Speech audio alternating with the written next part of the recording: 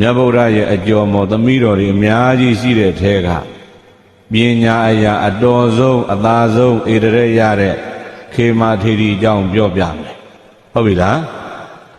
ဘာဖြစ်လို့မျိုးသမီးအကြောင်းပြောပြသလဲရှင်ပြူပွဲကြီးအရှင်ဘုရားလို့မေးရင်မေးမှာတရားနာတာကမျိုးသမီးနဲ့မျိုးသားရှင်မျိုးသမီးကများနေလို့ပဲဟုတ်လားမျိုးသမီးနဲ့မျိုးသားဘယ်သူကများအဲ့ဒါကြောင့်မျိုးသမီးတရားဟောတာမကျေနပ်ရင်ယောက်ျားလေးတရားဟောပေမဲ့တကားလေးပြန်ခေါ်ကြည့်ပေါ့ဗျာအဲ့တော့ပြိဿရဲ့မြတ်ဗုဒ္ဓရဲ့အကျော်မော်သမီးတော်တွေများစွာရှိတဲ့တဲ့ကခေမာဆိုတာဘုရားဗုဒ္ဓသာသနာမှာတော့ပညာအတော်ဆုံးပဲတနည်းပြောရင်တော့ပညာဧတရေရတဲ့အမျိုးသမီးပေါ့ဘာဧတရေရတယ်လွယ်လာတော်ကောင်းလေဘုရားသာသနာမှာတယောက်တည်းသာဧတရေရအမျိုးသမီးထဲမှာဒီဧတရကခဏခေဦးဇင်းတို့10ရန်ဆောင်မှုပွဲတောင်တနိုင်ငံလုံးပထမရဖို့အတွက်လွယ်လား10ရန်လောက်တော့မလွယ်တာတသာသနာလုံးမှာတယောက်ဆိုတာပိုမလွယ်လိမ့်မယ်လို့မှတ်လိုက်တော့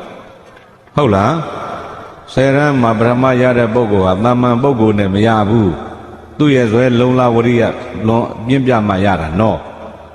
အခုလည်းပဲဒီတိုင်းပဲဘုရားသာသနာတော်မှာဣတရေရဖို့ဆိုတာကအဲ့ဒီ10ရန်နဲ့ဘလို့မှနှိုင်းရှင်လို့မရနိုင်တဲ့လုံလဝရိယသဒ္ဓပညာအကုန်လုံးဘဝပေါင်းများစွာယဉ်ဤခဲ့ရတယ်လို့ဒီလိုအကြမ်းမြင်တော့နားလည်ကြပေါ့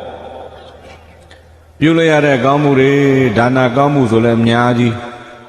တယောက်တည်းပြုခဲ့တာတွေလည်းရှိတယ်စုပေါင်းပြုခဲ့တာတွေလည်းရှိတယ်ကျောင်းလူတာဆိုတယောက်တည်းစောက်တာလည်းရှိတယ်စုပေါင်းစောက်တာလည်းရှိတယ်ပေါ့အခုလိုရှင်ပြူဝဲတွေလုပ်တယ်ဆိုလည်းတယောက်တည်းလည်းလုပ်ခဲ့တယ်အများနဲ့လည်းလုပ်ခဲ့တယ်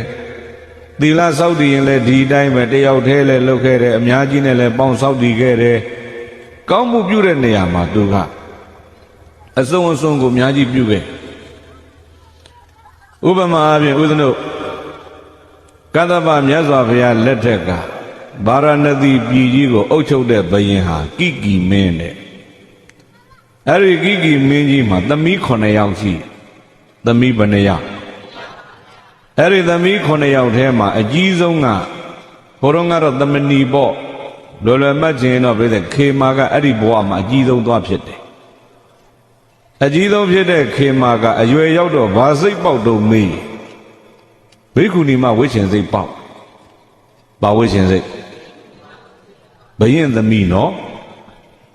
အာနာမမက်ဘူးဟုတ်လားစီးစိမ်မမက်ဘူးယာဓုဂုံသိန်းနေမမက်ဘူးအံ့ဩစရာတကယ်လှလှပပစီးစိမ်ဥစ္စာအကုန်လုံးစွန့်ပြီးတော့ကိုဘာပြုမယ်ဘိက္ခုနီမပြုကြီးညိုဖို့မကောင်းဘူးလားအမျိုးသမီးဖြစ်ပေမဲ့သိကြီးညိုလေးစားဖို့ကောင်းအမကြီးဖြစ်သူဘိက္ခုနီမဝင့်မယ်ဆိုတော့သူ့အောက်ကညီမ6ယောက်ကလည်းအမကြီးဘိက္ခုနီမဝင့်ရင်တို့လည်းမနေဘူးအမကြီးနောက်လိုက်ပြီးသူတို့လည်းဘိက္ခုနီမဝင့်မယ်ဒီလိုဖြစ်တာဖြစ်တော့အဲ့ဒါနဲ့ညီမ9ယောက်ဖခင်ကြီးတော်ထံသွားပြီးခွင့်ပန်ဘာခွင့်ပန်လဲမေးဘိက္ခုနီမဝင့်ခွင့်တောင်းတယ်ပေါ့ဘိက္ခုနီမဝင့်ခွင့်တောင်းတော့ဖခင်ကြီးတော်ကပြောတယ်ဟဲ့သမီးတို့ဘာကိစ္စဘိက္ခုနီမဝင့်ခင်ကြတာတော့ဒီလိုမေးတော့ဘာဖြစ်လို့ဘိက္ခုနီမဝင့်ချင်တာလဲမေးတော့ခေမာဖြေတဲ့အဖြေဟာသီလများများထိန်းခြင်းလို့တဲ့ဒီလိုဖြေတယ်ဗျာဘာများများထိန်းခြင်းလဲသီလများများထိန်းခြင်းလို့ခဏကိုကျော်နိုင်ဝင်းတို့မယီမြင့်တို့တူရဏတွေကိုရှင်ပြုပေးတာဘာဖြစ်လို့ရှင်ပြုပေးတယ်လဲမေးသီလနည်းနည်းထိန်းရကနေသီလများများထိန်းနိုင်အောင်လုပ်ပေးတာပဲဟုတ်ပြီလားလူဘဝဆိုသီလကဘယ်နှပါထိန်း5ပါးအခါကြီးရကြီးမှာ10ပါးကိုရင်ဝက်လိုက်ပြီဆိုရင်ဘယ်နှပါးထိန်း10ပါးကအကျမ်းပြင်းပြောတကယ်သေးစိတ်စစ်မယ်ဆိုရင်100ကျော်ထိန်းရကိုရင်ဘယ်နှပါးထိန်းဥပမာသေခိယ85ဘုတ်လိန်10ပါးနဲ့ပေါင်းဘယ်နှပါးဓာတ်10ပါးထပ်ပေါင်းသုဒ္ဓသခန္ဓာက14ပါးထပ်ပေါင်းဘယ်လောက်ရှိသွားတခြားမှအိမ်ကြတော့တခြားအတွက်100ကျော်တာသိကြပြီမို့လားအဲ့ဒါကိုရင်စောင့်တည်တဲ့သီလပဲဟုတ်လားအဲ့တော့သင်္ကန်းဝတ်လိုက်ရင်အဲ့လိုထိလို့ရဒါကိုရင်ရှိသေး ရဟန်းခံလိုက်မယ်ဆိုရင်အဲ့ဒါ229သွယ်ဖြစ်ပြီလေအကျေအဖြစ်ဂရေ9000ပေါ့ခေမဘိက္ခုနီမဝိချင်တာလေအဲ့ဒါကြောင့်ပဲသီလတွေအများကြီးထိန်းကျင်လို့တဲ့ဘိက္ခုနီမဝိခွင့်ပြုပါဆိုတော့ဘုရင်ကြီးကပြောတယ်ငါသမီးတို့ရဲ့တဲ့နန်းတော်ကြီးမှာအဖေကသမီးတို့မျက်နှာကြည့်သမီးတို့ဘိက္ခုနီမဝိမယ်ဆိုရင်အဖေကဘလို့လို့နန်းတော်ထဲနေလို့အဆင်ပြေမလဲဘိက္ခုနီမမဝိကြပါနဲ့အဖေကတားအဖေတားတော့အဖေစကားနားထောင်ပြီးညီမ9ယောက်ဘိက္ခုနီမမဝိကြဒါပေမဲ့တိတတ်တဲ့ရွယ်ကနေစပြီးသေတိတိုင်အောင်သီလဆောင်နေတဲ့ဘာသီလလဲမေး10ပါးသီလဘယ်နှပါးသီလဘယ်ကနေဘယ်ထိဆောင်တိတတ်တဲ့ရွယ်ကနေသေတိတိုင်အောင်ထွားနှစ်ပေါင်း2000ကြာနှစ်ပေါင်းဘယ်လောက်အော်စရာနော်သူတော်ကောင်းတွေသီလနဲ့ရှင်ကြည့်ပေါ့သူတော်ကောင်းတွေ7ပါးသီလတစ်နှစ်ဘယ်နှစ်ရက်ထိန်းကဲဘယ်နှစ်ရက်ထိန်းကြဘယ်နှစ်ရက်ထိန်းမှကိုမသိတော့ဟုတ်လားအဲ့တော့ပြိဿကြီးဟိုမှာခေမဘဝထက်တန်းရောက်တာလည်းမပြောနဲ့ဒီညီမ9ယောက်ကတိတတ်တဲ့ရွယ်ကနေသေတိတိုင်အောင်10ပါးသီလစောင့်နေဆိုကြတဲ့ကိုကအိမ်တော်မပြူဘူးလေအပြိုစင်ဘဝနဲ့စင်စင်ကြဲကြဲထိန်းတာတဲ့အဲ့ဒါမျိုးကိုကောမာရီဗြဟ္မစရိယလို့ခေါ်တယ်ဘာသီလတဲ့ဗျာကောမာရီဗြဟ္မစရိယသီလလို့ဒါလို့ခေါ်တယ်နော်အဲ့ဒီကျင့်စဉ်ကျင့်တာဘဝတစ်ခုတည်းကိုနှစ်ပေါင်းဘယ်လောက်လဲ2000ကဲတော်ကောင်းတွေက10ပါးမဟုတ်ဘူး10ပါးတော့ဘယ်နေ့ပဲထိန်းဝါတွင်းပဲထိန်းတာဝါပပယ်ပြလိုက်ကိုနဲ့မဆိုင်ဘူးဝါပဥပုပ်ကဟုတ်လားတချို့ကဝါတွင်းတော့ထပ်ခွဲသေးတယ်ဝါတွင်းလာပြီဆိုတော်ပြီဝါတွင်းလာပြီတော့ဘယ်နှဥပုပ်ကြံတော့ဝါတွင်းဘယ်နှလားဝါတွင်း3လဆိုလာပြီမှစောင်းတော့ဘယ်နှရက်ကြံကဲ360နဲ့ပြိဿရက်ပေါင်း3တစ်နှစ်မှရက်ပေါင်းဘယ်လောက်ရှိ365ရက်မှပြိဿ7ပါးသီလစောင့်နေရက်ကဘယ်နှရက်ကြံတော့3ရက်ရှိတော့တယ်ဆိုတော့ခေမာတို့နဲ့ဘယ်လောက်ကွာတယ်လဲကိုယ့်ဘကိုပြန်တွက်ပေါ့ဟုတ်ပြီလားအဲ့ဒီလိုညီမတွေစောင့်ထင်းခဲ့ကြတော့ပြိဿကောင်းမှုတွေတူတူပြုကြတဲ့ညီမ9ဖော်ဟာဦးဇင်းတို့ဂေါရမဘုရားလက်ထက်ကြတော့အကုန်အကျော်မော်တွေဖြစ်ကုန်တာပဲ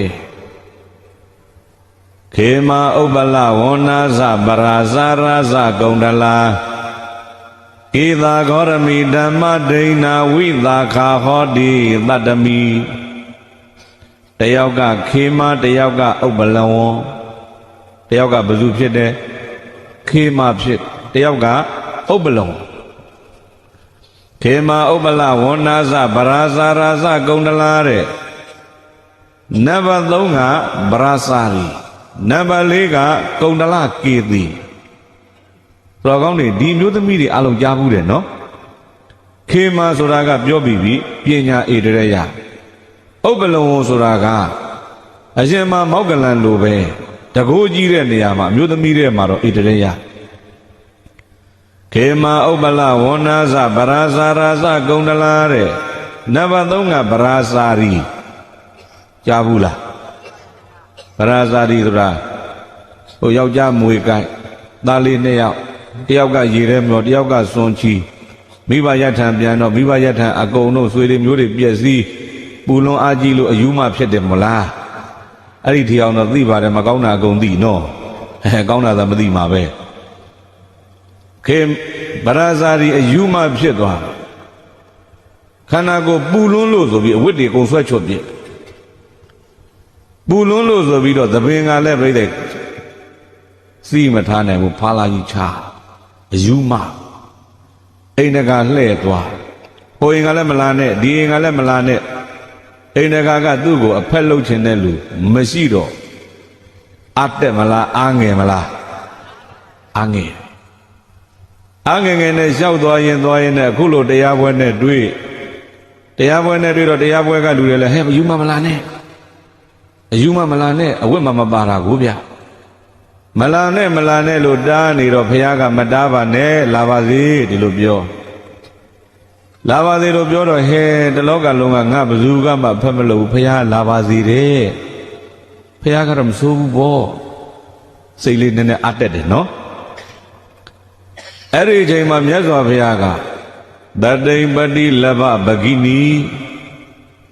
နီငါညီမတတိပတိလဘတတိရလိုက်စမ်းပါဟေ့ညီမလေးတတိထားလိုက်စမ်းဒီလိုပြောဗဂိနီဆိုတဲ့စကားကြားတော့အာရိတာတက်သွားဗဂိနီဆိုတာညီမလို့ခေါ်တာဟဲ့ငါဆွေတွေမျိုးတွေအကုန်ပြည့်စည်သွားပြီမှအကိုတယောက်ကြံသေးတယ်တရားဟောတာငါအကိုညီမတယ်ဒီလိုပုဂ္ဂိုလ်အကိုတယောက်ရှိမှတော့ငါဘာအားငယ်စရာရှိမလဲသူ့စိတ်ထဲမှာတွေးမှာပေါ့ဗျာအဲ့ဒီမှာအားတက်လာတဲ့အချိန်မှာမြတ်စွာဘုရားကတရားဟောပြီးနှလုံးသားမှာတရားတွေကိန်းလာတော့ဒုက္ခန္တာကိုသူပြန်ကြည့်တယ်အဝတ်ပါလားမပါတော့ရှက်တယ်ကြီးကြီးကျက်တယ်နဲ့တရားဝဲတဲ့ကလည်းထွက်မပြေးခြင်းဘူးတရားလည်းဆက်နာခြင်းတယ်အဝတ်မပါဘဲနဲ့လည်းနာခြင်းသိမရှိတော့ဘူးလုံခြုံခြင်းလာပြီအဲ့ဒါနဲ့ဟိုကြီးကြီးတော့မျိုးသမီးတယောက်ကတပတ်တစ်ထည်ပြစ်ပေးတပတ်တစ်ထည်ပြစ်ပေးတော့ပထမရတဲ့တပတ်ကိုအောက်ကလုံကြီးလှုပ်ဝစ်ပလိုက်တယ်ဒါပေမဲ့ထက်ကမလုံသေးတော့ရှက်တာပဲရှက်တော့ဒုတိယရတဲ့တပတ်ကိုနောက်တစ်ခါမျိုးသမီးတယောက်ကတပတ်တစ်ထည်ထပ်ပြစ်ပေးဒုတိယရတဲ့တပတ်ကိုအပေါ်ကခြုံပြီးတော့လုံအောင်လုပ်ပြီးတော့မှသူတရားနာသွားတယ်ဒီနေရာမှာတော်ကောင်းတွေသုံးသပ်ဖို့ကောင်းတယ်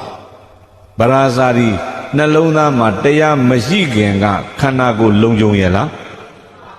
နှလုံးသားတရားရှိလာတော့ခန္ဓာကိုယ်ဘာဖြစ်ချင်လားဒါပဲခဏဦးဇင်းတို့ဗမာပြည်ကမျိုးသမီးတွေလုံခြုံနေတဲ့ဘဝကနေအဝိဇ္ဇာတွေဘယ်ဘက်ဥတည်သွားလဲနှလုံးသားမှာဘာတွေနဲလားအဝိဇ္ဇာကြီးသိတာတယ်တချို့ကောင်းနေတဲ့ဘောင်းမီတော့ဓာတ်နဲ့ခွဲထားတာရှိသေးဟုတ်လားဟောလုံခြုံနေတဲ့ဟာကိုမလုံခြုံအောင်ဖောက်ပြနေတာဒီများကြီးနှလုံးသားမှာဘာမရှိလို့လဲနှလုံးသားမှာတရားမရှိခင်ဗရာဇာတိကဝိလစ်စလစ်နဲ့နေတာနှလုံးသားမှာတရားကိန်းဝတ်တော့ပြိဿရဲ့အဝိကလေးလုံလုံခြုံလိုချင်တာဒါလေးတော်ကောင်းတွေတန်ဝေကယူဖို့ကောင်းတယ်နော်အဲ့ဒီမှာမြတ်စွာဘုရားတရားဟောတော့တရားလဲဆုံးရောဘုရားထံခွင့်ပန်တယ်ဘိက္ခုနီမှာဝိခွင့်ပေါ့ဘိက္ခုနီမှာဖြစ်သွားတော့တရားကျင့်လိုက်တယ်ပြိဿယဟန္တာမကြီးဖြစ်သွားတော့ဧတရက်ရတာကဝီနီးဆောင်တဲ့နေရာမှာအသာဆုံးဆိုတဲ့ဧတရက်ဟာသူရတာသူတော်ကောင်းတို့ဟုတ်ပြီလားပြောချင်တာကခေမာတော့ညီမ9ယောက်အကုန်ကြိုမော်တွေဖြစ်တယ်ဒါပြောချင်တာနော်ခေမာဥပ္ပလဝန္နာဇဗရာဇာရာဇကုံတလာတဲ့နံပါတ်4ကကုံတလကေသီတနည်းပြောကုံတလကေသာလို့လည်းဒီလိုခေါ်တယ်သပင်လိတ်ကောက်ကလေးပေါ့တထေသမီးပဲသူလဲရုပ်ကလေးချောလုံးလှလုံးနဲ့ဘယ်သူနဲ့မှမတူဘူးမတန်ဘူးဒီလိုနေတယ်နောက်ဆုံးတော့ပြီးသခိုးသွားကြိုက်တဲ့ကလေးမလေးသေတံကြတဲ့သခိုးကြတော့ပြီးအဲ့သခိုးကိုမရရင်မနေနိုင်ပါဘူးဆိုတော့အဖေကအတပြား1000ပေးပြီးအဲ့သခိုးနဲ့ပေးသားရတယ်မလားသခိုးကလည်းပြီးတထေးဖြစ်နေတာတော့ခိုးကျင်တုံးရှိသေးဟုတ်လားအဲ့ဒီမျိုးသမီးရပြီးတာကိုမကျေနပ်ဘူးညီငါဒီလိုရအောင်လုပ်တာရိုးရိုးမဟုတ်ဘူးနတ်တွေကြောင်းအဲ့ဒီနတ်တွေပူဇော်ရမှာအဲကြောင့်ညီဝတ်ကောင်းစားလာတွေဝတ်တဲ့ရှိတဲ့ရွှေတွေအကုန်လုံးခန္ဓာကိုဆင်ခဲ့သွားပူဇော်ရအောင်ဘယ်မှာတော့မင်းတောင်ထိပ်မှာအဟုတ်မလို့ကလေးမလေးကလိုက်သွားတယ်တောင်ထိပ်ရောက်တော့ညီငါညာခေါ်လာတာအဲ့ဒီရွှေတွေငွေတွေအကုန်ချွတ်ပေါ့ရွှေတွေငွေတွေကုန်ယူပြီးညီဒီပေါ်တွန်းချပြီးသေဖို့သာပြင်တော့ဆိုတော့မောင်ရဲ့တဲ့မောင်တိုက်ရင်လည်းသေရမှာပေါ့ဒါပေမဲ့မသေးခင်လေးတော့မောင်ကိုအာရပါရရှစ်ခိုးခြင်းသေးတယ်ဒီရွှေတွေငွေတွေမဖြုတ်ခင်ရှစ်ခိုးခြင်းတာပါကလေးမကအဲ့ဒါနဲ့ပြိဿရဲ့ရှစ်ခိုးပြီးတော့တတ်မယ်ဆိုတော့ရှေ့နောက်တောင်မြောက်အကုန်လှဲ့ရှစ်ခိုးတဲ့ကြောဘက်ကလည်းရှစ်ခိုးရောနောက်ကနေတွန်းချတာသေရောတခိုးလေဟုတ်လားကိုချစ်လို့ယူထားတဲ့ယောက်ျားတတ်ရမလားဆိုတော့အိမ်လည်းမပြန်ရဲတော့ဘိက္ခုနီမဝိမယ်ဆိုသွားရတာဘိက္ခုနီမကြောင်းမရောက်ဘဲနဲ့ဒိဋ္ဌိတွေကြောင်းရောက်တယ်မို့လားဒိဋ္ဌိကြောင်းရောက်တော့ဒိဋ္ဌိတွေကခေါင်းကိုပြိဿတင်တုံးတန်းနဲ့မရိပ်ဖဲနဲ့တခါတည်းထသီးမုံနဲ့ဆွဲနှုတ်လိုက်တာပြီးပါရောပေါက်လာတဲ့သပင်ကကောက်ကုန်တာလေအဲ့ဒါကုံတလကေသီဖြစ်တာပဲမို့လားနောက်ဆုံးဘုရားစီရောက်ပြီသူလည်းတရားကျင့်ယဟန္တာမကြီးဖြစ်ပြိဿလင်းလင်းမြန်မြန်နဲ့တရားအသိရှိတဲ့နေရာမှာတော့အသာဆုံးဧတရက်ဟာသူရတာဗျဟုတ်ပြီလားခေမာဥပ္ပလဝန္နာဇဗရာဇာရာဇကုံတလာတဲ့ကိသာဂေါရမီတဲ့နံပါတ်5ကကိသာဂေါရမီဘာဂေါရမီသူ့ရဲ့မူရင်းနာမည်ကတော့ကိသာပေါ့ဂေါရမီ မူရင်နာမည်ကဗါတဲ့ဂေါရမီပရိသတ်ရဲ့ပိန်လို့ရှေ့ကကိတာဒီလိုထဲတာဟုတ်လားတခါရွာထဲမှာလည်းပရိသတ်ပိန်လုံးအားကြီးရင်လည်းမူလနာမည်ပျောက်ပြီးမဲပိန်တို့ဖိုးပိန်တို့ရောက်လာတာမရှိဘူးလားရှိတာပေါ့ဝါလုံးအားကြီးရင်လည်းအမေမေးတဲ့နာမည်တွေပျောက်ပြီးစီပိုင်းတို့စီကြီးတို့ပုတ်ကြီးတို့ဖြစ်ကုန်တာလေဟုတ်လားနာမည်ကပရိသတ်ဒီအတိုင်းပေါ့ပုံစံကြည့်ပြီးပြောင်းတတ်တယ်အခုလည်းသူ့လည်းပဲသူ့ရဲ့မူရင်းကဂေါရမီပိန်တော့သူ့ကိုကိတာတယ်လို့ခေါ်ကြနာမည်ချင်းတူနေလို့လေ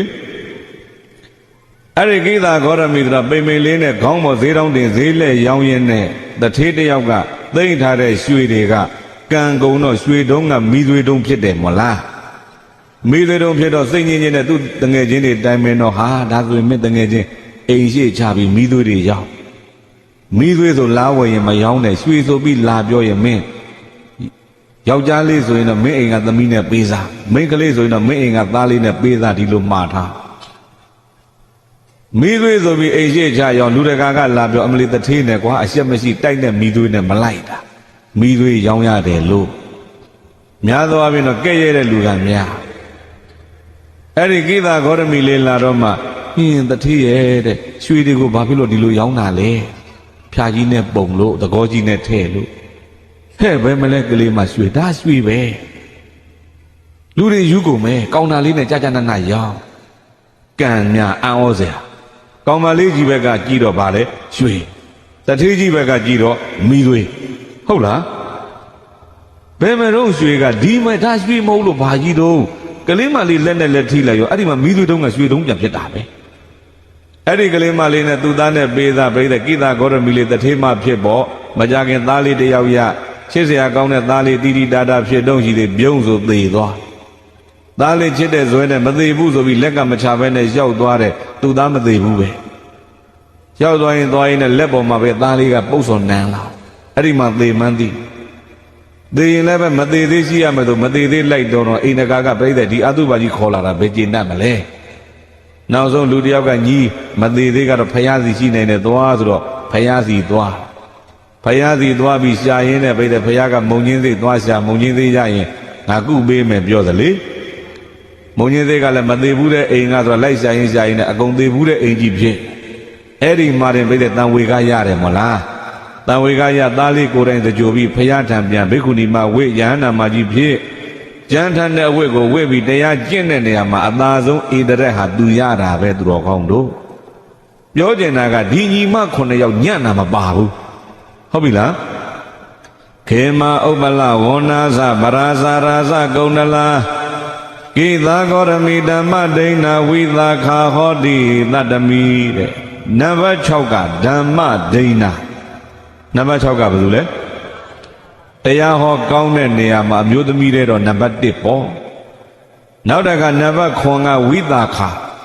သခာကတော့အလုံးစုံတော်ကောင်းတွေသိပြီးသားလှူတဲ့တန်းတဲ့နေရာလှူတတ်တန်းတတ်တဲ့နေရာမှာအကောင်းဆုံးဣတရက်ရထားတဲ့အမျိုးသမီးလေအဲ့တော့ပြိဿကောင်းမှုတူတူပြုခဲ့တဲ့ညီမ9ဖော်အကုန်လုံးအကျော်မော်တွေဖြစ်ကြတယ်ဒီလိုလေးမှတ်လိုက်ကြနော်အဲ့ဒီအကျော်မော်9ယောက်ထဲကမှခဏဦးဇင်းတို့ပြောမှာကဘဇုရဲ့အကြောင်းခေမာရဲ့အကြောင်းဗေထေရီရဲ့အကြောင်းခေမာထေရီဟိုဘဝကညီမတော်ကြပေမဲ့လို့ဒီဘဝညီမမတော်ကြတယောက်တကွဲတည်းမြသည်ဖြစ်သွားခေမာကဘယ်မှာလူဖြစ်တယ်လဲမေးရင်တာကလမြို့ဘာမြို့တာကလမြို့ဆိုတော့ကောင်းနေကြားဘူးလိမ့်မြို့သမီးချောချောလှလှထွက်တဲ့မြို့ဟာတာကလမြို့ပဲဟုတ်ပြီလားတချင်းတပုတ်ရှိတယ်လေတာကလကုံတိုင်းပြည်ကြီးကပပဝတီရဲ့ကြားဘူးတယ်မလားပပဝတီဘာမြို့စုလဲတာကလမြို့စုပဲချောလိုက်လှလိုက်တာမှပြိတဲ့ဘယ်နဲ့ဆောင်တိုက်ခန်းမိမထွန်းပဲလင်းခွန်နဲ့ဆောင်တိုက်ခန်းမိမထွန်းပဲလင်းတယ်ဟုတ်လားဒီရွာမှာ3ယောက်လောက်ရှိဘယ်လျှက်စစ်သွဲတရားလို့နော်မိသားကလည်းမကုန်ဟန်ကြရတယ်လှလိုက်တာအယောင်ကိုထွဲအဲ့တော့ပြိတဲ့အလွန်ချောတဲ့လှတဲ့ပပဝတီဆိုတာလေအဲ့ဒီသာကလမြို့စုဒါပြောချင်တာပါနော်နောက်တကဥဒ္ဒလို့ပိပလိလူလင်လို့ခေါ်တဲ့ရှင်မကတ္တပဖြစ်မဲ့ပုဂ္ဂိုလ်လေငယ်စဉ်ကာလ16နှစ်ကတည်းကအမေဖြစ်သူကသူ့ကိုအိမ်တော်ပြုခိုင်း ဗျမပြေကလာတဲ့အမျိုးသားဆိုတော့မပြုတ်ဘူးအတန်တန်ညင်းနဲ့အသက်20ပြည့်သွားအသက်20ပြည့်တော့ဘလို့ညင်းလို့မှမဖြစ်နိုင်တော့ဘူးဆိုတာသိတော့တထေးဆိုတော့ပြိတဲ့အိမ်ထဲကရွှေစင်နိခ1000ထုတ်ပြီးတော့မှပဒိန်ဆရာကိုမျိုးသမီးပုံလှလှလေးထုခိုင်းတကယ်ပြိတဲ့မျိုးသမီးရဲ့အရံမောင်းခန္ဓာကိုချိုးစားတိုင်းထုခိုင်းလိုက်တော့လှလိုက်တဲ့မျိုးသမီးသဘူဒီပါမှမရှိနိုင်ဘူးလို့ကိုဒီလိုထင်သွားအဲ့ဒီအယုတ်သိမ်းထားပြီးအမေဖြစ်သူကငါသားရဲ့အိမ်အောင်ပြုတ်ပါတော့ဆိုတော့အဲ့ဒီမှာဖုံးအုပ်ထားတဲ့အယုတ်ကိုဖော်ပြပြီးအမေတဲ့ဟောဒီအယုတ်ကလေးလောက်လှရင်ကျွန်တော်လက်ထပ်မယ်အမေကတွေးတယ်ငါသားကမုံနဲ့ကန်နေတဲ့တယောက်တည်းပါရမီဖြည့်တာမဖြစ်နိုင်ဘူးသူ့ရဲ့ပါရမီဖြည့်ပဲရှိကိုရှိရမယ်ဆိုပြီးတော့ပုံသားတွေခေါ်ပြီးတော့ဒီလောက်လှတဲ့မျိုးသမီးသဘူဒီပါမှာရှာခိုင်းပုံသားတွေကိုတခါတည်းရွှေရုပ်ပါတင်ပြီးတွေ့ရင်ဒီရွှေရုပ်ပေးပြီးအဲ့ကလေးမှတောင်းခဲ့ပေါ့ပုံသားတွေလည်းဘယ်သွားလဲမေးတယ်အဲ့ဒီတာကလားမျိုးသွားတာပဲဒါဆိုရင်ပိပလိလူလင်ရဲ့ရွှေရုပ်လိုလှတဲ့ဗဒ္ဒကာပိလာနီဆိုတာလည်းပဲဘယ်မျိုးစုလဲမေးရင်သိပြီနော်တာကလမျိုးစုဘာမျိုးစုလဲတာကလမျိုးစုပဲအဲ့ဒီချောချောလှလှတွေထွက်တဲ့တာကလမျိုးမှာခေမာသွားလူဖြစ်ပြီဆိုတော့ချောမှသေးကြပြီလေချောလိုက်လှလိုက်တာချောတဲ့လှတဲ့ပြင်ပိုတာကပဲသူ့မျက်နှာလေးကြည့်ရင်အေးချမ်းနေတယ်ဟုတ်ပြီလားမျက်နှာလေးကဘာဖြစ်ဒါဆိုရင်တော်ကောင်းတွေကြည့်ပေါ့တချို့ကချောပြီမှမအေးချမ်းဟုတ်လားတချို့ကရုပ်ဆိုးပြီမှအေးချမ်းတချို့ကရုပ်လဲဆိုးတဲ့ပုံစံကြီးကအေးလည်းမအေးချမ်းမျိုးပေါ့နော်လှပြီးတော့ပြိတဲ့အေးချမ်းလို့တချို့နာမည်လေးတွေပေးတာရှိတယ်လေလှအေးလို့မရှိဘူးလားလှပြီးအေးလို့ပေါ့လှပြီးပူတဲ့လူလည်းပေးမကောင်းလို့လားလှပူသူလည်းရှိကောင်းတာပါဟုတ်လားအဲ့တော့ပြိတဲ့သူမျက်နှာလေးကြည့်ရင်လှပြီးတော့အေးချမ်းလွန်းလို့တဲ့မိဘနှစ်ပါးကသူ့ကိုနာမည်ပေးတယ်ခေမာဘလို့နာမည်ပေးခေမာလို့နာမည်ပေးအဲ့ဒီခေမာလေးပြိတဲ့သူတို့ပြောကြပါစို့အရွယ်ရောက်လာတော့ရာဇကြိုးပြေးမှာအလွန်ချောတဲ့လူတစ်ယောက်ထွားထွားကြိုင်ကြံဖြူဖြူဝဝတောင်းတောင်းတင်းတင်းသူကလည်းပြိတဲ့အရွယ်ရောက်တော့ဘယင်ဖြစ်တော့သူ့နာမည်ကဘိံဘိသာရဘာသာရဘိံဘိဆိုတာကရွှေပဲသာရကနှစ်ရွှေတုံးရွှေနှစ်ကြီးလိုပဲတဲ့ခန္ဓာကိုယ်ကြီးကဟုတ်လားသူလည်းဘယင်ဖြစ်တော့မိဖုရားရှာထွက်ဘယ်သွားရှာတော့မင်းတာကလသွားရှာတာပဲဟုတ်ပြီလားတာကလသွားရှာတော့ဘိံဘိသာရနဲ့ပြိတဲ့ဘု து သွားပြီးတော့ခေမာတွေ့တန်းပြီးတော့ကောက်ပြီးမိဖုရားမြောက်တယ်မဟုတ်လားအဲ့ဒါနဲ့ပြိတဲ့ခေမာဘာဖြစ်သွားပြီမိဖုရားဖြစ်သွားမိဖုရားဖြစ်တော့တာကလမျိုးကနေပြိတဲ့ရာဇကြိုခေါ်သွားရာဇကြိုမျိုးသူမျိုးသားတွေကခေမာမျိုးမရောက်သေးဘူးတရင်ကကြားပြီးလှလိုက်တာတဲ့လှတဲ့ပြင်မျက်နှာလေးကအေးချမ်းတဲ့မြင်ဘူးကျင်ကြတော့တစ်မျိုးလုံးထွက်ကြိုကြမြို့ဝင်မှာဝိုင်းပြီးတော့ကြိုဆိုကြကြည့်ကြတဲ့တစ်မျိုးလုံးကလူတွေကချီးမွမ်းလှလိုက်တာကြားထားတဲ့ပိုးလှသေးလှလိုက်တာနတ်သမီးမမြင်ဘူးလို့နတ်သမီးနဲ့တို့မိဖုရားနဲ့ပြန်တို့မိဖုရားနိုင်မှာသိကြတယ်ခေမာကဘာထက်တောင်တာတယ်နတ်သမီးထက်တောင်တာတယ်ဒီလိုချီးမွမ်းကဖွင့်ကြတာဟုတ်ပြီလားကိုလှတယ်ပြောပြတဲ့မကျင်တတ်တဲ့လူရှိမလားကျင်တတ်တာပေါ့သိပ်ပျော်သွားပြီသူကနတ်သမီးတွေတော့တာတယ်ဆိုတော့ဟာဝမ်းသာကျင်တတ်လို့ဗိမိသာရကမြတ်စွာဘုရားအတွက်ကြောင်းဆောက်ထားတာရှိတယ်ဝေလူဝန်ကြောင်းဘာကြောင်းလဲဗျာဝေလူဝနပေါ့ဝေလူဆိုတာကဝနကတော့ဝါတော်ကြီးတဲ့ကိုကြောင်းဆောက်ထားလို့ဝါဥယျင်ကြီးတဲ့ကြောင်းဆောက်ထားလို့ဝေလူဝန်ကြောင်းလို့ဒီလိုခေါ်သူဆောက်ထားတဲ့ကြောင်းတဲ့ကိုပြိတဲ့ခေမာမိဖုရားခေါ်ပြီးဘုရားစီသွားကြဘုရားစီလည်းရောက်ကြရောမြတ်စွာဘုရားကဘလောက်လှအလှမှန်သမျှအနေစာအလှမှန်သမျှမမြဲဘူးပေါ့ခေမာကမြဲကျင်တာဘုရားကမမြဲဘူးဆိုစိတ်ညစ်သွားပို့ဆိုးသေးတယ်အလှမှန်သမျှဒုက္ခနောက်ဆုံးတော့ခန္ဓာကိုယ်ကဒုက္ခပဲရှိတယ်အနှစ်သာရဘာမှမရှိဘူးဘုရားကပြောဟောသူ့ကိုယ်သူကျင်တတ်လို့မပြောနေတော့ဘုရားကဒုက္ခဆိုတော့ဘလို့စကားတွေပြောတာပါလေနောက်ပို့ဆိုးသေးတယ်ဘလောက်ပဲလှတဲ့ခန္ဓာကိုယ်ဖြစ်ဖြစ်ခန္ဓာကိုယ်ကထွက်ပြတာမှန်သမျှအတုပါခန္ဓာကိုယ်ကထွက်ပြတာမှန်သမျှဘာပါလိမ့်ပြီးရောတစ်မျိုးလုံးကနတ်သမီးတဲ့သားတယ်ဘုရားနဲ့တွေ့မှအတုပါကြီးဖြစ်ဟုတ်လား တော်ဒီဖယားသွားကိုသွားခြင်းသေးမရှိဖယားတော့ကြည်ညိုတယ်တရားမနာခြင်းတော့ဘူးတဲ့ဒီလိုဖြစ်တာနော်အဲ့ဒီကနောက်ပြိဿခေမှာကြောင်းခေါ်လို့လိုက်ကိုမလိုက်ကြောင်းခေါ်လို့ရသေးလားမရ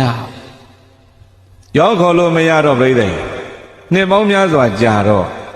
ဗိမိသာရဘယင်ဘာလို့ရတော့မေးခေမှာကြောင်းသွားခြင်းစိတ်ပေါအောင်တချင်းရေးစရာတွေခေါ်ပြီးတချင်းရေးခိုင်းဘာတချင်းလဲလို့မေးရင်ဝေလူဝန်ကြောင်းကြီးရဲ့တာယာပုံတချင်းတွေရေးခိုင်း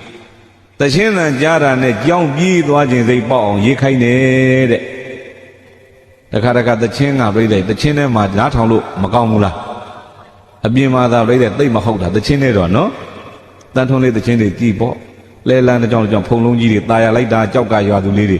ရေခတ်ဆင်းတယ်ဆိုတာလေးလေတချင်းလေးနားထောင်ကြည့်ကျင်စရာကောင်းတာဗျဟုတ်တယ်မလားသွားကြည့်တော့သာဘာမှမဟုတ်တာနော်တချင်းနဲ့တော့တော်တော်ကောင်းဦးဇင်းတို့ငယ်ငယ်တုန်းကတော့တချင်းတွေရှိတာပေါ့မန်းလေးတောင်မူကြီးနှကောင်ရောက်အောင်သွားကြမယ်ဆိုတော့ဟာမန်းလေးရောက်ရင်မူကြီးနှကောင်ရှိရဆိုတော့တောင်မပြေးကျင်တာလေရောက်တော့လဲပြေးတာပဲ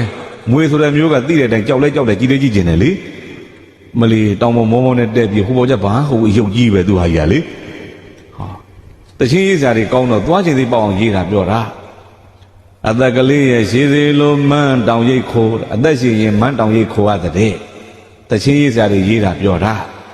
ဟုတ်တာဟုတ်ရင်နေမကောင်းဘယ်စေးကန်းသွားမလို့ရိပ်သွားခိုးနေမှာပေါ့ဟုတ်လားတင်စားတာပြောတာနော်အဲ့ဒီမန်းလေးတောင်ရဲ့မြောက်ဖက်နားမှာမင်းငံဘုတ်ရွာဆိုတာရှိတယ်လေနန်းတော်ရှိဆရာတင်လို့ရေးသွားတာအဲ့ဒီမင်းငံဘုတ်ရွာသူလေအလွန်ချောတယ်ဆိုပဲပဒုံရောင်ကေသာဖြန့်လိုက်ရင်တကိုယ်လုံးဝေဖြားရင်သားဘယ်ရွာသူတွေတော့ပဒုံရောင်ကေသာလေးတွေတဲ့ဘာကေသာပဒုံရောင်ကေသာဆိုတာနဲ့ပြောင်းတာပြောတယ်မဟုတ်လား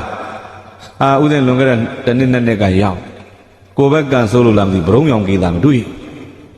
ကြာသံရောင်တွေပြောင်းမှုရောင်တွေဖြစ်ကုန်ပြီသူတို့လည်းလေဟုတ်လားအယောင်တွေပြောင်းကုန်ပြီပဒုံရောင်ကေသာဟုတ်ဟာနောက်တက်ကပို့ဆိုးသေးတဲ့တချင်းရေးစရာရေးတာများလေပင်းလေးရဲ့အသားရပုံလှပပုံရေးတာအသားရည်ကောင်းပုံပေါ့ရေကြီးတောက်ရင်မြင်ရမလောက်ပင်ပါဇက်ကရေမော့ချလေချောင်းတွေကဖြတ်သွားတဲ့ရေမြင်လာအောင်ကိုလှတာတဲ့ဟုတ်လားတချင်းရေးစရာရေးတာပြောတာနော်ဦးဇင်းတို့တော့ရောက်တယ်ပြိတဲ့ကန်ဆိုးလို့လားမသိဘူးမဲကျုပ်ပဲတွေ့တယ်ရွှေရောင်မတွေ့ခဲ့ဘူးအဲ့တော့ပြိတဲ့ဒါတချင်းရေးစရာတွေတင်စားတာပဲဟုတ်ပြီလားတချင်းရေးစရာတွေတင်စားသီတကူကျဲတဲ့ဘုန်းဆိုတာတော်ကောင်းနေကြားဘူးလားမြင်ရောမြင်ဘူးလားဒီမရောက်ဘူးတဲ့ဝါကြီးအသားညူမဲကြီးအသားရမ်းကောင်းတာဦးသိရဲ့နောင်တော်ကြီးတော်ဦးသိရဲ့သီတကူဖွဲ့ထဲမှာတော့သူကတော့အတန်ကောင်းဆုံးပဲမင်းသားလိုများဟဲလိုက်ရင်တကယ်မင်းသားသိမ့်တော်ကြာအတန်ကကောင်းတရက်တော့အဲ့ဒီကျဲတဲ့ဘုန်းကြီးကလှတော်မှာတရားဟောတယ်သစ်ပင်ထိပ်ဖျားဟွန်းကတင်ထားတော့လှတော်သားကဝေးရနားထောင်ဟာကောင်းတဲ့ဘုန်းကြီးကွာအတန်လေဒီလောက်တန်ကောင်းတဲ့ဘုန်းကြီးငါသွားပြီးဖူးအောင်မယ်ဆိုပြီးတော့တရားနာရင်အဝေးကြီးကနေပြေးလာတဲ့လှတော်သားကအခုလိုလှူတရားဝဲမန္တထဲဟောမန္တပေါက်ကလှတော်သားကလှမ်းကြည့်ပြီးပြောသွားအတန်ကောင်းလို့လာကြည့်ဘုန်းကြီးကြည့်တော့ပလင်မော်နောက်ချီပုံကြီးကြတာပဲသာလေလှတော်သားများပြောလိုက်မှပြောတာလေအဲ့ဒါဥစဉ်နောင်တော်ကြီးပြောတယ်နောင်တော်ကြီးအစားတောက်တွေဆင်ခြင်းလှတော်သားကမဲပြီးဝါလို့ဒီလိုပြောတယ်ဆိုတော့မင်းအဲ့ဒီလူကတခြားကြည့်မသွားလို့ဟာမျက်နာတခြားကြည့်သွားတဲ့လှတော်သားဘာပြောမှဘလို့ပြောတော့ဆိုမလီကျဲတပွန်ကြီးကလူကသာဝါလာမျက်နာကမင်းလွင်မိုးတိုင်ပဲဒီလိုပြောတယ်လေသူလည်းမပြောပြောချင်တာကအဲ့ဒီတီတကူကျဲတပွန်ဆိုတာကဥစဉ်တို့ဝက်လက်နေစားဖိုးဝင်တက်ရွာတဲ့သူ့ရွာလေးကပါရွာတယ်ဗျာတော်လန်ရက်ခက်ကဥဖိုးဝင်တက်ဆွဲတဲ့ရွာမို့ဖိုးဝင်တက်ရွာဒီလိုခေါ်ရွာသိမ်းရွာသေးလေးပေါ့ခိုးတော့ကတော့အင်ကြီး30လောက်ရှိဦးဇင်းတို့ရွာကသူတို့ရဲ့ရှေ့ဘက်နာအေယာဝတီမြေပေးအင်တောင်းရှေ့မကတော့အင်တောင်းဆို3ပွင့်ဆိုင်လေးပေါ့သူ့ရွာသိမ်းရွာသေးလေးဘာရှိဘူးသူ့ရွာလေးကဘုန်းကြီးကျောင်းလည်းမရှိဘူးဖခင်လည်းမရှိဘူးဓမ္မယုံလည်းမရှိဘူးဘာမှမရှိတဲ့အဲ့ဒီရွာလေးကိုဦးဇင်းတို့နောင်တော်ကြီးကျဲတဝင်းကနိုင်ငံကျော်တဲ့ဓမ္မဂတိကတပါးဖြစ်တော့ရွာလေးပြန်ပြီးတော့စောင့်ရှောက်ဖခင်မရှိတဲ့အဲ့ဒီရွာဖခင်တယ်ပြီးဓမ္မယုံမရှိတဲ့အဲ့ဒီရွာဓမ္မယုံဆောက်ပြီးစာသင်ကျောင်းမရှိတဲ့အဲ့ဒီရွာစာသင်ကျောင်းဆောက်ပြီးဆေးကံမရှိတဲ့အဲ့ဒီရွာဆေးကံဆောက်ပြီး နောက်ဆိုခုဆိုဖရာတွေတဲတာအများကြီးပဲထိုင်ကိုတော်တွေရောမတ်တကိုတော်တွေရောရောင်လဲကိုတော်တွေရောဓမ္မစကြာဟောဟန်တွေရောဖရာတွေပုံစံမျိုးမျိုးအဲ့နာမှာဖရာမှုဌာနလေးတစ်ခုဖြစ်အောင်ကိုသူဖန်တီးလိုက်တယ်ဟိုစင်ကာပူမှာချင်းစစ်ပါဇာထက်ကရေတွေပတ်ထွက်တာမြင်မှုတယ်မလားသူ့ရွာထိပ်အဲ့ဒါမျိုးတော့လှုပ်ထားသည်ဦးစင်ကမေနောင်ကြီးဒါကြီးကဘာဟုတ်တာဟာငါညီရတဲ့ငါရွာသူရွာသားတွေစင်ကာပူပဲရောက်ဖူးမရောက်ဖူးရင်ကြည်ဒါမျိုးကြီးရှိတယ်သိရအောင်ရွာထိပ်လှုပ်ထားပေးတာတဲ့အဲ့တော့ဦးစင်နောင်တော်ကြီးမတ်မတ်ရရသူ့ရွာမှာစာတင်ကျောင်းဖွင့်ပွဲလုပ်တော့ဦးစင်ပင့်လို့ဖိတ်လို့ပေါ့ငါကြီးလာခဲ့အောင်ငါမွေးနေ့နဲ့စာတင်ကျောင်းဖွင့်ပွဲနဲ့လုပ်မယ်ဆိုတော့တဘိုးရဲလာစံ3ရက်ကသူ့မွေးနေ့အဲ့ဒီမှာသွားလိုက်တော့မလီတရွာလုံးသချင်းတန်တွေစူးညံဘာသချင်းလဲမေးလိုက်တော့အဲ့ဒီတီတကူကျဲတဲ့ဘွဲ့မွေးဖွားတဲ့ဖိုးဝင်းတိုက်ရွာလေးလှချောင်းရေးထားတဲ့သချင်းဘယ်လောက်လှလဲမေးတကဘာလုံးရှိတဲ့ရွာတွေထဲမှာဖိုးဝင်းတိုက်အလှဆုံးပဲဟာဘယ်နဲ့ဟာလို့တို့ဝက်လက်မြို့နယ်တဲ့အလှဆုံးဆိုတော်စီတကဘာကြီးနဲ့ချီချရတာသူပါလေအဲ့ဒါဦးဇင်းကတော့အဲ့တုန်းကတော့ဘာမှဖြစ်ဘူးတချင်းလေးနားထောင်ပြီးခေါင်းလေးတင်းချင်းကြီးကောင်းတယ်ပေါ့သူကတင်စားရေးနောက်ဦးဇင်းလည်းပဲဆေးရုံဆောင်ပြီးကြတဲ့2နှစ်ပေါ့2016 3လပိုင်းမှာဒီကူဆရာတော်ကြီးလာဖွင့်ပေးတော့ဆေးရုံဖွင့်ပွဲလုပ်ဆေးရုံဖွင့်ပွဲမကျင်းပမီဘာသွားသတိရတုံးဆိုတော့ဦးဇင်းကသူ့တချင်းသွားသတိရကျဲတပွင့်ရွာလေးတိတိလေးတောင်ပဲကမ္ဘာအလှဆုံးလို့ရေးသွားအဲ့တချင်းရေးဆရာငါရွာရေးခိုင်းမယ်ဆိုတော်တော်ကောင်းတော့တယ်သတိရတာနဲ့အဲ့ဆရာသွားရှာပြီးလိုက်ရေးခိုင်းတယ်လကိုင်းကတက်ခေလင်းတော်တယ်သူရေးတခါကြီးလို့တီတကူကျဲတဲ့ပွင့်ရဲ့ဖိုးဝင်းတိုက်ရွာဖိတ်ခေါ်စံလေးအလှဖြာဝေဖိုးဝင်းမြေဆိုတဲ့တချင်းလေးတွေရေးတာတခါကြီးလားဟုတ်တယ်ဖေ။ဦးဇင်းလည်းပဲတချင်းရေးခြင်းလို့ပါလို့တချင်းလေးရေးပေးပါလို့ရှင်ဘုရားဘယ်နေရာတုံးနဲ့ဝက်လက်နေကားတချင်းထဲမှာဝက်လက်လည်းပါပါသေးလို့ဒါပေမဲ့ဝက်လက်ကဒုံးတီကြီးတော့မလုပ်ပါနဲ့ဦးဇင်းကဘာဖြစ်လို့တော့မင်းဝက်လက်ဆိုတရိစ္ဆာန်နာမည်ကြီးလေဘယ်တော့ကောင်းနေဒီမျိုးနဲ့မေးကြည့်ဘာမျိုးနဲ့လဲမြိုင်ဆိုတော့မြိုင်ဆိုင်နာမည်လေးကမလှဘူးလားဦးဇင်းတို့ကဘယ်နေရာတော့ရှင်ဘုရားဝက်လက်ဆိုတော့ဝက်လက်တရုတ်သိမ့်သွားပြီတချို့ကဒီလိုပြောတယ်ဗျာစပြုံးနဲ့နားမလဲဘူးနောက်မှတရုတ်ကဝက်လက်ဝက်သားကြိုက်တာကိုဝက်လက်တရုတ်သိမ့်သွားပြီးတော့တရိစ္ဆာန်နာမည်ဖြစ်တော့ရက်တော့ဝက်လက်ကလေးကိုလည်းလှအောင်လုပ်ပေးပါဦးပါလဲပါစေခြင်းနဲ့ပြောတော့တချင်းဆရာမြတ်ရေးတတ်တာပြောလွယ်ပါတယ်တဲ့ရှေ့ကထက်မြက်ဆိုတာထဲလိုက်ရှေ့ကဘာထဲလိုက်ထက်မြက်တဲ့ဝက်လက်ဆိုလှပြီပေါ့ဟာဘာလို့ထက်မြက်လို့ဟာရှင်ဘုရားသာသနာပိုင်ဆရာတော်တွေဝက်လက်ကထွက်တယ်လေစာရေးဆရာတွေရွှေဦးဆောင်ကြီးဆိုတာဝက်လက်ကထွက်တယ်လေရှင်ဘုရားဓမ္မဂရိကကြော်မော်တွေထွက်တယ်လေဟာဆရာတော်ဦးဇနကစာရေးဆရာကြီးတွေကလည်းဝက်လက်နေသားတွေပဲနိုင်ငံကျော်ဓမ္မဂရိကတွေလည်းထွက်စာရေးဆရာကြီးတွေထွက်အဲ့ဒါလေးထွက်တဲ့တော့ကြောင့်ဖြစ်ထက်မြက်ဆိုတာလေးထဲလိုက်တဲ့အဲ့ဒါဆိုလှတယ်ဟာသဘောကျပြီနောက်ပြီးတော့ဥစဉ်ရွာအင်တောင်းကြဘယ်နဲ့လုပ်ပါမလို့တချင်းအဓိကပါမှာလေတော့ခေါင်းလေးခောက်လွယ်ပါလေရှေ့ကအသွင်မဟောင်းဆိုတာလေးထဲလိုက်ရှေ့ကနေအစင်ကောင်းဆိုတာလေးထဲလိုက်ဒါဆိုလှပြီပေါ့ရှင်ဗျာအသွင်မကောင်းတဲ့အင်တောင်းအစင်ကောင်းတဲ့ဟင်တောင်းဟာသဘောကြီးကြားအဲ့တခါကြီးအဲ့ဒါနဲ့ရွာခေါ်သွားတော့ဥစဉ်ရွာကြောင်းလေးလိုက်ပြတာဥစဉ်ရွာကဖျား15စုရှိဟိုဂျပန်ခေတ်ကဘုံကျဲလို့ဖျားငုတ်တူတွေဖြစ်နေတာလေအဲ့ဒါလေးတွေလိုက်ပြအဲ့ဒါဥစဉ်နဲ့ဓမ္မဂရိကဖြစ်တော့ရတယ်လေးစုဆောင်ပြီးပြင်ပေါ့ပြင်လိုက်တော့ဖျားလေးတွေတော်တော်ကောင်း15စုမှာ73စု14စုလောက်ကောင်းပြီတခါကြီးဒါကျုပ်ပြင်ထားတယ်ငါကငုတ်တူလေးတွေဖျား15စုခုတစုပဲကြံနေအဲ့ဒါလည်းမကြခင်ပြင်တော့မယ်ဦးဇင်းကပြောပြရေးတာဦးဇင်းပြောတာတွေရေးတာမှတ်တယ်ဘယ်ဟုတ်အင်းနောင်းကိုရေးလိုက်တာဖျားတွေများလို့ဒုတိယပကံတဲ့ရေးတာဗျာလဲဝင်ရိုးစံတញ្ញံပကံဖျားပေါင်းမလားဖျားပေါင်း3000ချီမှာပကံဖြစ်ရမှာကျုပ်က15စုနဲ့အင်းနောင်းကပကံဖြစ်သွားစာရေးစရာတင်စားပုံပြောတာဟုတ်လားဟာနောက်တကရှင်ဘုရားကအေယာဝတီမြစ်ဘေးပဲဟုတ်တယ်တကကြီးဘာဖြစ်တော့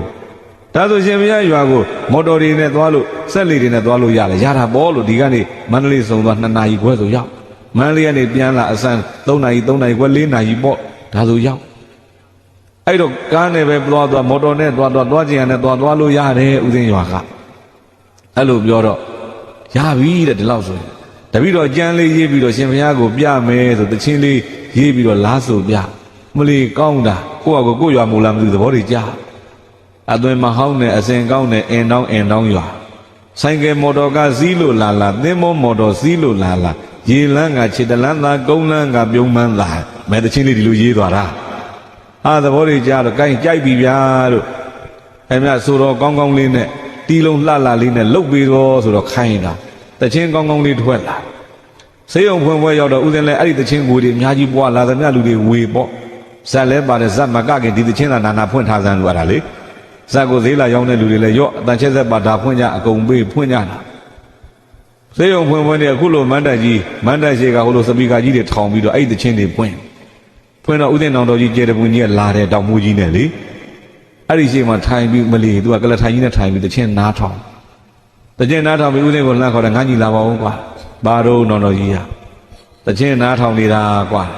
ကောင်းတယ်မို့လားတော်တော်ကြီးဟာကောင်းတယ်ကွာဒါပေမဲ့ဆိုကြတဲ့မဟုတ်တာလာမသေးကြပြီလေဒါပေမဲ့တော့ဘာဖြစ်တော့တော်ကြီးကဦးသိန်းရွာကဟိုမင်းကွန်းသွားရတယ်လို့ပဲတောင်တွေကဖြတ်တက်ပြီးတော့နောက်မှအေယာဝတီမြစ်ဘေးရောက်သွားတာဆိုတော့တောင်ကျိုတောင်ကြားဖြတ်လာရမင်းရွာလာရင်းနဲ့ငါးမင်းတောင်ကြားကနေ6ထဲကြမလားလို့ကြောက်လိုက်ရတာ6ထဲမကြပါသေးနဲ့စုတွေတောင်းရနောက်တကရှေ့ရကောင်ကဆိုင်ကယ်ကမောင်းတာသေးတယ်ဆိုတော့ဆိုင်ကယ်လိဖဲလေအဲ့ဒီဆိုင်ကယ်လည်းမမှောက်ပါသေးနဲ့မေတ္တာပို့တာသူမှောက်လိုက်ရင်ငါနင်းပြီငါမှုပတ်မှာကွာဆိုင်ကယ်လည်းမေတ္တာပို့ရကို6ထဲကြမှာကြောင့်မကြအောင်ဆူတောင်းရဒီလိုလမ်းမျိုးများကုန်းလန်းကပြုံးပန်းတာတဲ့သူကလေဒါပြောချင်တာကိုဗျအဲ့တော့ဦးသိန်းကလည်းပြောတာနောင်ကြီးရလို့သူ့ရွာကရေရှားနောင်ကြီးရွာတော်မှာရေတောက်စရာကောင်းမရှိဘူးကပ္ပအလှ300လို့တင်စားရေးသေးတာပဲပြောချင်တာကပဲတချင်းရေးစရာဆိုတင်စားရေးတာဟုတ်လားရှိတာတဲ့ပို့ပြီးတော့ပြိတဲ့ကြွားသွားအောင်ပြေးသွားခြင်းသိပေါင်းတင်စားရေးတာဒါပြောတာပါဟုတ်လွန်ခဲ့တဲ့14နှစ်ကသခိုင်းတောင်ရဲ့တောင်ထိပ်တော်ကောင်းတွေရောက်ဘူးရင်သိပုံညရှင်ဖရာဆိုတာရှိတယ်လေအဲ့ဒီပုံညရှင်ဖရာထီးတင်ဝဲလို့ဦးဇင်းတို့တီတကူဆရာတော်ကြီးကဦးစီးပြီးဆရာတော်ကြီးကပဲလှုပ်တာပါကောင်းမှုအဲ့ဒီထီးတင်ပွဲမှာ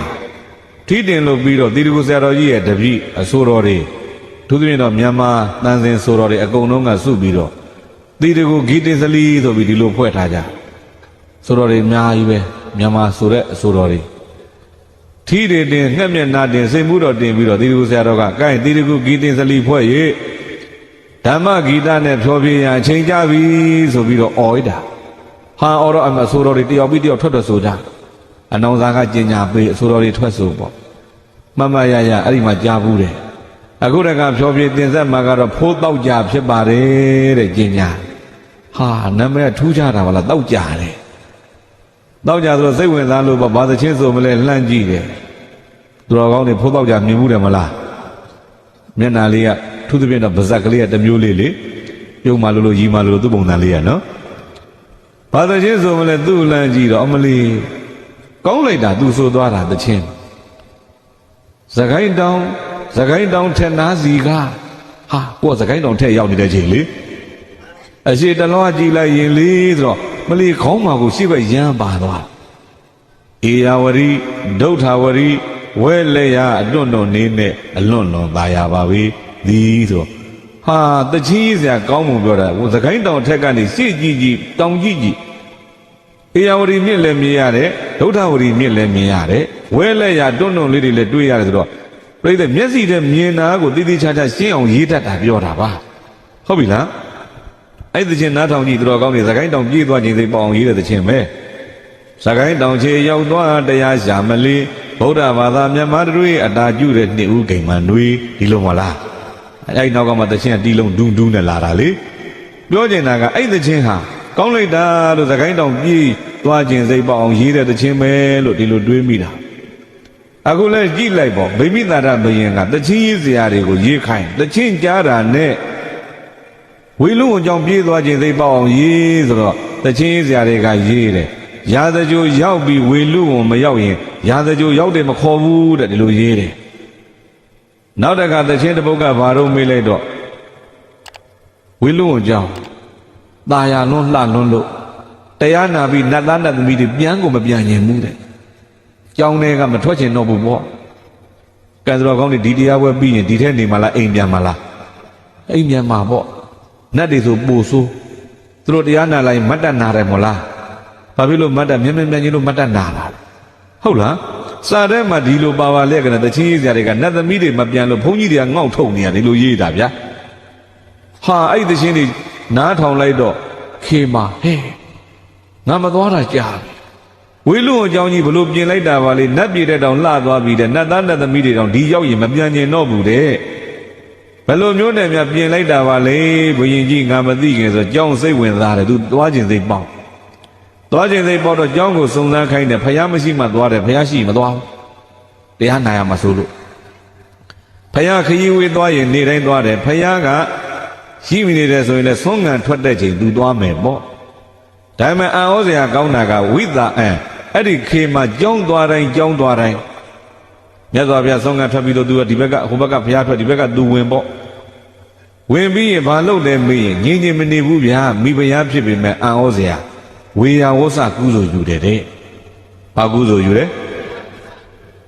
တန်ဃာတော်ရှင်သူမြတ်တွေသုံးတဲ့ကုရီတွေသွားပြီးတော့ညစ်ပေးနေတယ်ဆိုတန့်ရှင်းရေးလုပ်တယ်ပေါ့ရေလိုနေရေဖြည့်တယ်ပေါ့အမိုက်ရှုပ်နေအမိုက်လဲတယ်ပေါ့အမိုက်ပုံထားတာကြီးအမိုက်ကျုံးတယ်ပေါ့ဟုတ်ပြီလားလူယူဖို့မကောင်းဘူးလားဗျာပညာရှိတဲ့လူတော်တော်များများဒါမျိုးတော်တော်လုပ်တယ်နော်မြတ်စွာဘုရားရှင်ကိုရောမြတ်ကြီးလက်ထက်ကအရှင်သာရိပုတ္တရာကြီးလည်းအခြားသံဃာတွေစောငံကြွပြီးမှနောက်ဆုံးမှစောငံကြွတယ်ဒီလိုမျိုးမလားဘာကြောင့်လဲမေးသံဃာတွေအမိုက်တွေပါတယ်ရှုပ်ထားတာရှိရင် तू ကလှဲသိမ့်ပြီးတော့မှ तू ကနောက်ဆုံးမှစောငံထွက်တယ်နောက်တကလဲဒီဆရာတော်ကြီးသူကလည်းပဲတန်ဃာတို့နေသွန်းစားပြီးခဏနားပြီးတော့ကြောင်းဝင်းနဲ့လဲပြီးတော့ကုရီမှာရေလိုးနေရေလိုက်ဖြည့်တဲ့အကျင့်ရှိတဲ့ပညာရှိတော်တော်များများလှုပ်တတ်တဲ့ဝေယဝဆကုသိုလ်ပြောတာပါတရက်တော့ကြောင်းဝင်းနဲ့လှဲ့သွားပြီးတော့ကြည်နေတော့နောက်ကတခါကြီးတယောက်ကအလဲဒီဆရာတော်ကြီးနောက်ကလှဲ့လိုက်ဆရာတော်ကြီးဘာလို့သူလို့တာငါလုပ်မယ်ပေါ့သွားရင်နဲ့ပြိတဲ့ခွေးကြီးဘုံကြီးတွေ့ခွေးကြီးဘုံကြီးတွေ့တော့လဲဆရာတော်မေးတယ်တခါကြီးဒါပါလဲပေါ့ခွေးကြီးဖရာလို့အဲ့ဒါခွေးကြီးမဟုတ်ဘူးတဲ့နတ်သမီးလို့ဒီလိုပြောတာလေဗျာဟင်းရှင်ဖရာဘယ်နဲ့ခွေးကြီးနတ်သမီးနဲ့နိုင်နတ်သမီးခွေးကြီးနဲ့နိုင်မဟုတ်ဘူးအဲ့ဒီခွေးကြီးကိုကျုံလိုက်ရင်ခင်ဗျကုသိုလ်ကနတ်ပြည်ရောက်နိုင်တယ်အဲ့ဒါကြောင့်ခွေးကြီးကိုခွေးကြီးလို့မမှတ်နဲ့နတ်သမီးလို့မှတ်လိုက်ဒီလိုပြောတာဟုတ်လားပြောချင်တာကကြောင်းနဲ့ပြုတ်တဲ့ဝေယဝဆကုသိုလ်ဟာကောင်းကျိုးပေးပုံကိုပြောတာနော်အခုလဲခေမာမိဖုရားကကြောင်းတဲ့သွားဝေယဝဆကုသိုလ်လုပ်တယ်ဆိုတာတခြားကြောင့်မဟုတ်ဘူးတော်ကောင်းနေဝေယဝဆကုသိုလ်ကလှရင်တဲ့6ပြည့်ကင်းသေးလဲစဉ်အကုန်လှအပြစ်ပြောစရာမရှိအောင်လှကဲဝေယဝဆကုသိုလ်လှရင်ကွက်တိကွက်ကြလှတာဟုတ်ရဲ့လားဘယ်ကကြည့်ဘာကြည့်အကုန်လှ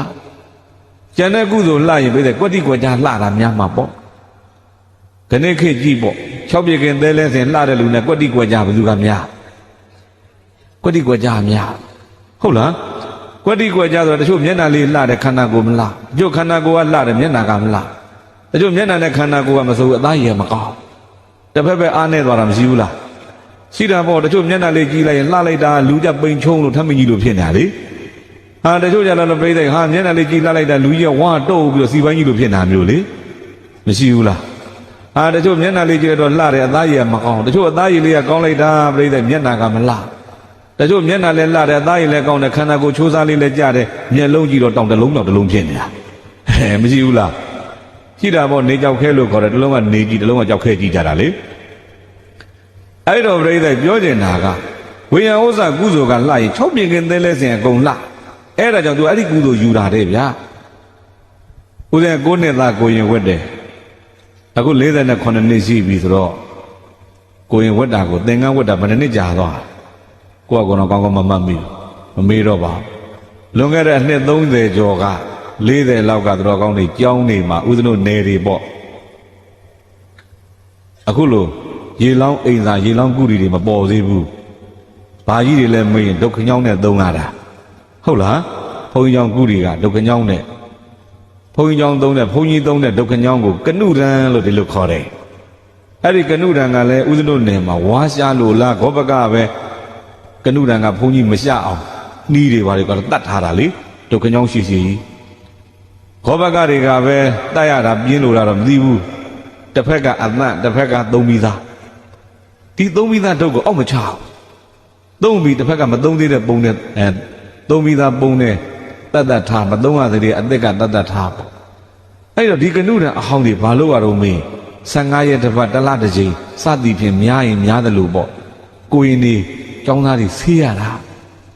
ကနုဒံဆေးရတယ်ခေါ်တာပေါ့ဘာဆေးရတယ်ကနုဒံတရားဘုန်းကြီးသုံးဟောရတာယဉ်ကျေးအောင်သုံးတာနည်းနည်းရိုင်းသွားရင်သီးခံချီတော့ခညောင်းပဲလေအဲ့ဒါကြီးဆေးရဆေးတယ်နေလို့စူးညံတာပဲမင်းယူငါယူမင်းဆေးငါဆေးညင်ကြဒါဆိုကျောင်းသားတွေကိုရင်တန်းစီရော့တစ်ချောင်းကြီးတဲ့ကိုရင်ကိုတန်းပေးတာလေတချောင်းကနောက်တစ်ချောင်းထပ်ပြီးတချောင်း3ချောင်းစီရ3ချောင်းစီရပြီးတချောင်းကပုံတချောင်းဘယ်နဲ့လုံးမလို့မင်းချကွာမင်းစေးကွာငါစေးကွာကြီးတဲ့ကောင်စေးငယ်တဲ့ကောင်စေးညင်းကြတာကလေးဘွားအဲ့တော့ပြိဿရဲ့ညင်းခုန်နေကြတော့ဦးစင်းရဲ့ဘာကြီးထေးတယ်ခုတော့ဆုံးသွားကိုရင်လှန့်ကိုရင်ခဏဘာကြီးထေးခေါ်လို့ပြေးတယ်ကနုဒံ3ချောင်းကင်ပြီးတော့ဘာကြီးထေးဘာတော့အဲ့ဒီအခွင့်အရေးမလွတ်စေနဲ့ဘာကြီးထေးကပြောဘယ်ခွင့်ရေးတော့အဲ့ဒီခွင့်ရေးကိုကြိုက်ထားတဲ့ကနုဒံ3ချောင်းလေအဲ့ဒါစေးတဲ့ခွင့်ရေးမလို့စေနဲ့တဲ့ဒီလိုမှားတယ်ဟာဘာဖြစ်လို့တော့ဘာကြီးကအဲ့ဒါစေးရင်နဲ့နောင်ဘဝရုပ်ချောလို့ကတော့ဘယ်သူနဲ့မှမတူအောင်ချောတာဗျာဟာဟုတ်လားကိုကချောကျင်တာဆိုတော့လေသိကြလားဘာကြီးကသိကြတယ်ကိုရင်ကဟုတ်ပြီစေးတော့မယ်ကိုကဝမ်းသာသွားပြီဘယ်သူစေးမစေးကိုစေးတော့မှာပေါ့နောက်ပို့ဆိုးစေးကိုရင်ဒါတည်းမကဘူးကနုဒံစေးလို့ညံကောင်းရင်ဘယ်သူနဲ့မှတူအောင်မကောင်းတာတာညံကောင်းတာဘာကြီးသေးလို့ဒီအကြောင်းဘယ်သူမှမပြောနဲ့ဘာဖြစ်လို့တော့ကိုပဲဆေးတော့မယ်လေအဲ့ဒီကလေးကသူများသိမသိကိုယ့်ကိုဆေးတော့တာပဲကနုဒံဆေးမမရအဲ့9နှစ်10နှစ်လောက်ကနေဆေးတာ73နှစ်14နှစ်ထိအောင်ဦးဇင်းဆေးခဲ့တယ်အဲ့အကြောင်းပါတခါများဆိုကနုဒံကထိတ်ကင်တဲ့နေရာပဲကြံတယ်ကြံတာကြီးတစ်ချောင်းလုံးကိုပေးလို့ဘုန်းကြီးသုံးထားရတာလေတစ်ချောင်းနဲ့ပြီးအောင်လုပ်ရတာနမောတုခမညာလဲဟာຫນွေကများဆိုဒီတိုင်းဆေးလို့ကိုမရရေတဲ့ကိုနှုထားရလေသူကလေဆေးခဲ့ရတဲ့အကျိန်တွေပြောတာပါနောင်ဘဝတော့ဒီဒေသနာတော်သာမှန်လို့ကတော့ငါကတော့လေဘုန်းကြီးတော်ဖြစ်မှာမင်းသားဖြစ်နေမှမသိဘူးလို့ဟာလေအဲ့တော့ပြောချင်တာကကနုဒံဆေးတာဦးဇင်းတို့ငယ်ငယ်ဆေးခဲ့ရဘူးတဲ့ဒါပြောတာအခုလည်းပဲခေမမိဖုရားကအဲ့လိုဝေယဝဆကုသိုလ်လောက်တာဟာဆိုတာဟာချောကျင်လှကျင်လို့တဲ့ဒီကုသိုလ်ကောင်းမှုဟာချောတဲ့လှတဲ့နေရာမှာ6ပြည့်ကင်းသဲလဲစဉ်အကုန်လှတယ်ဆိုတာသိထားလို့ကြောင်းတဲ့ရောက်ရင်ဝေယဝဆကုသိုလ်ယူတာတဲ့သူ့ရဲ့ဝါစနာပေါ့ဒါကတော့အဲ့တော့သံဃာတွေကုရီတန်ရှင်းရေးလုပ်ပြီးတပြည့်စည်းတွေလက်ပြီးဆိုတော့ဘုရားသရင်သုံးတဲ့နေရာဗုဒ္ဓဝေယဝဆလုပ်အောင်သွားအောင်မယ်ဆိုပြီးတော့သွားလိုက်တော့အဲ့ဒီမှာမြတ်စွာဘုရားမရှိဘူးမှတ်လို့သွားလိုက်တာဘုရားကရှိ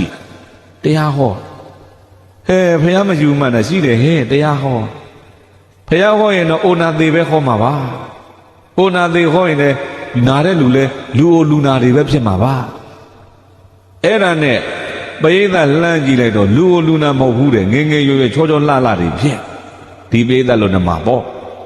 ဟဲ့ကလေးမလေးတွေကောင်လေးတွေငယ်ငယ်ရွယ်ချောချောလှလှလေးတွေတရားနာလို့မြတ်စွာဘုရားဘယ်လိုတရားမြောက်ဟောနေလို့ပါလေစိတ်ဝင်စားတော့ဘုရားလှမ်းကြည့်တော့မြတ်စွာဘုရားနာမှာရက်ခတ်ပေးနေတဲ့ကလေးမလေးကပူတော့အိုက်တော့ဘုရားမပူမအောင်ရက်ခတ်ပေးနေတာဘေးကဟဲရက်ခတ်ပေးတဲ့ကလေးမလေးလှလိုက်တာတမျိုးလုံးငါလှဆုံးဆိုလူတိုင်းကပြောတယ်ဒီကလေးမလေးကငါတဲ့လှဘယ်မျိုးဘယ်ရွာကဘသူသမီးပါလေဒီမျိုးတဲကဆိုရင်လည်းပဲဘယ်အလှပြင်တိုင်းကပြင်ပေးလို့ဒီလောက်လှတာပါလေစိတ်ဝင်စားသွားပြီတရားမဟုတ်ဘူးအဲ့ကလေးမလေးလှတာစိတ်ဝင်စားတာဟုတ်လားအဲ့ဒါနဲ့တရားပွဲပြီးရင်ငါအဲ့ဒီကလေးမလေးနဲ့ဆွေးနွေးမယ်စကားပြောမယ်ဆိုအင်တာဗျူးမယ်ဆိုပြီးတော့တရားနာပိဋကတ်ထက်ဝင်ထိုင်တာတရားနာခြင်းလုံးမဟုတ်ဘူးတဲ့ဟုတ်ပြီလားအဲ့ဒီကလေးမလေးကိုတခြားစိုက်ကြည့်သပင်ကြည့်သူ့တဲ့သားမျက်လုံးကြည့်သူ့တဲ့သားမျက်ခုံးကြည့်သူ့တဲ့သားအသားရည်ကြည့်သူ့တဲ့သားအကုန်လုံးသူ့တဲ့သားကြည့်ပဲသူ့တဲ့သားတယ်ဆိုတာတွေကြည့်ပြီးလို့ပိဋကတ်ကိုတစ်ခါလမ်းကြည့်ပိဋကတ်ကြည့်လိုက်တော့ပိဋကတ်ကြည့်လဲပြီးတော့ကလေးမလေးပဲမျက်လုံးပြန်ပြောင်းကလေးမလေးရုပ်ကပြောင်းသွားဥမာ16နှစ်ကနေ26နှစ်ပေါ့နောက်တက26နှစ်က36နှစ်36နှစ်ကနေ46 မျက်စိအောက်တင်ပေးတဲ့ခန္ဓာကိုယ်ကဘာဖြစ်လာတော့အိုးအိုလာတယ်ဟုတ်ပြီလားနောက်ဆုံး60 90ကြီးအရွယ်ကြီးဖြစ်သွားခန္ဓာကိုယ်သောဤယုံမျိုးကတိုး၍မပြိုအိုစာအိုခဲ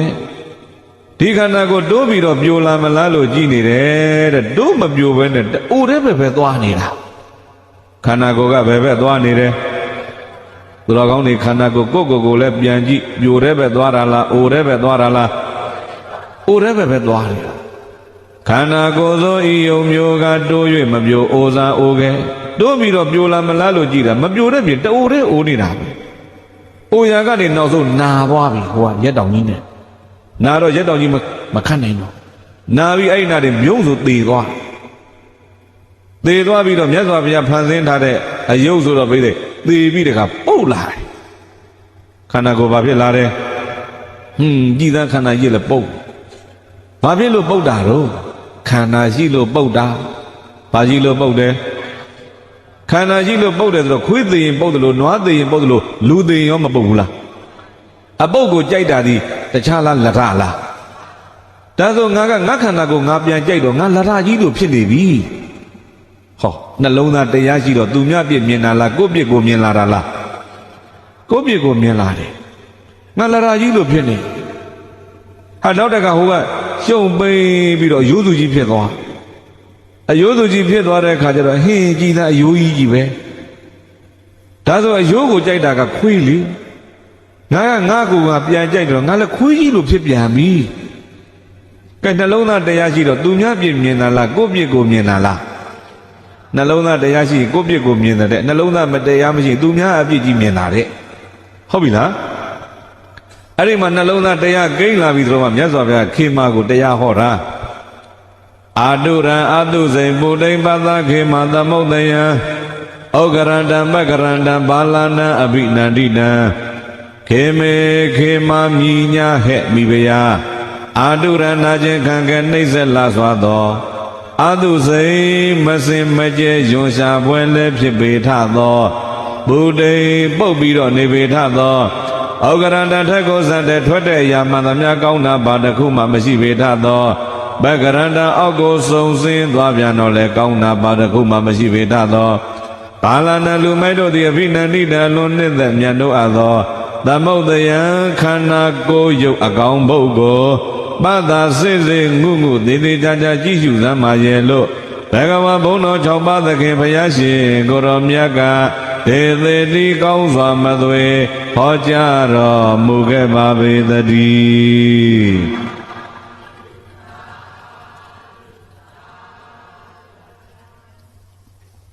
ခြေသမီးတဲ့ခန္ဓာကိုယ်ကိုတခြားကြည့်ခန္ဓာကိုယ်ကိုတခြားကြည့်ဆိုပြီးဘုရားခန္ဓာအပြစ်တွေပြောပြတစ်အာတုရဘာတုရအာတုရဆိုတာနာတတ်တဲ့သဘောရှိခန္ဓာမှန်ရင်ဘာသဘောရှိတယ်ဒုနာတဲ့ပုဂ္ဂိုလ်တွေမတွေ့ဘူးလားတယောက်ထဲလားအများ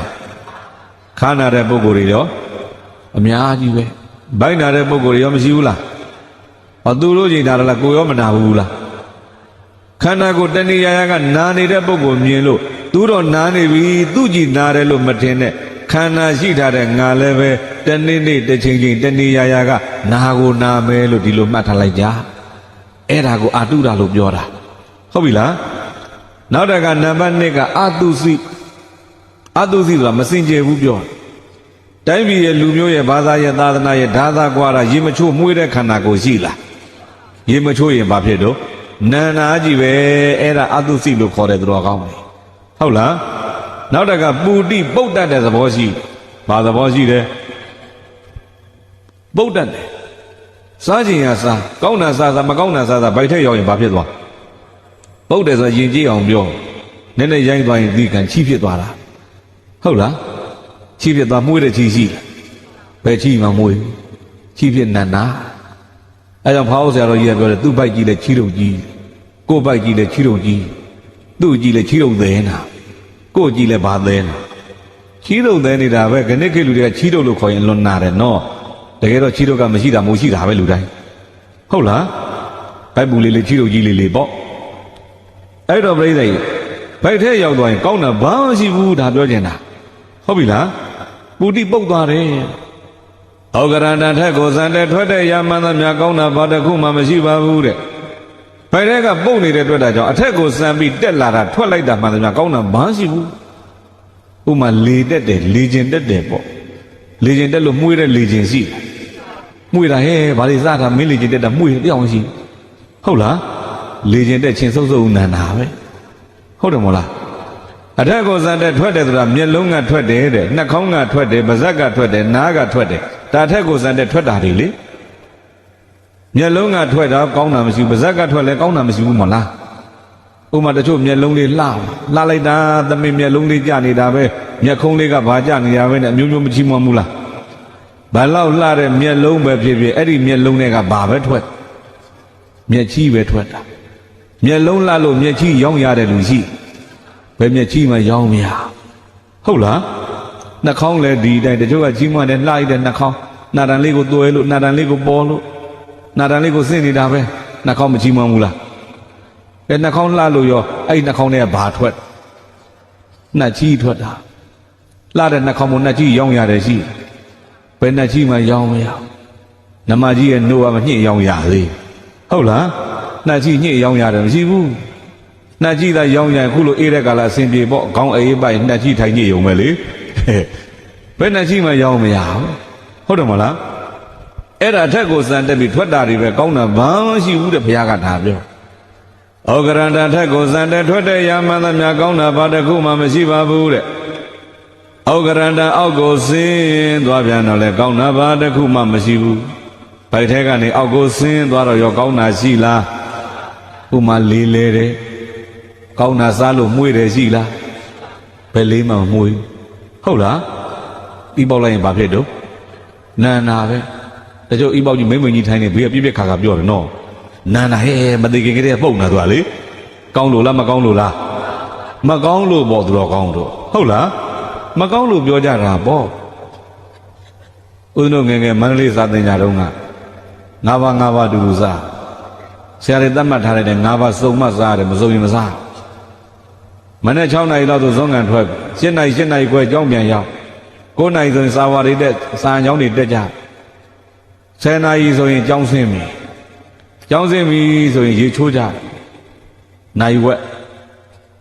10နာရီခွဲပြီဆိုတန်ကြောင်းခောက်ပြီဆိုအဲ့ဒါဆုံးသားတန်ကြောင်းပဲကိုယ်သပိတ်ကိုပွေးပြီဆုံးသားကြောင်းနဲ့သွားဦးဇင်းတို့၄ပါးကစုံပြီးကျန်တဲ့တစ်ပါးဝါကြီးတော်နဲ့သူကရေချိုးမပြီးဘူးကြာကြီးသူရေချိုး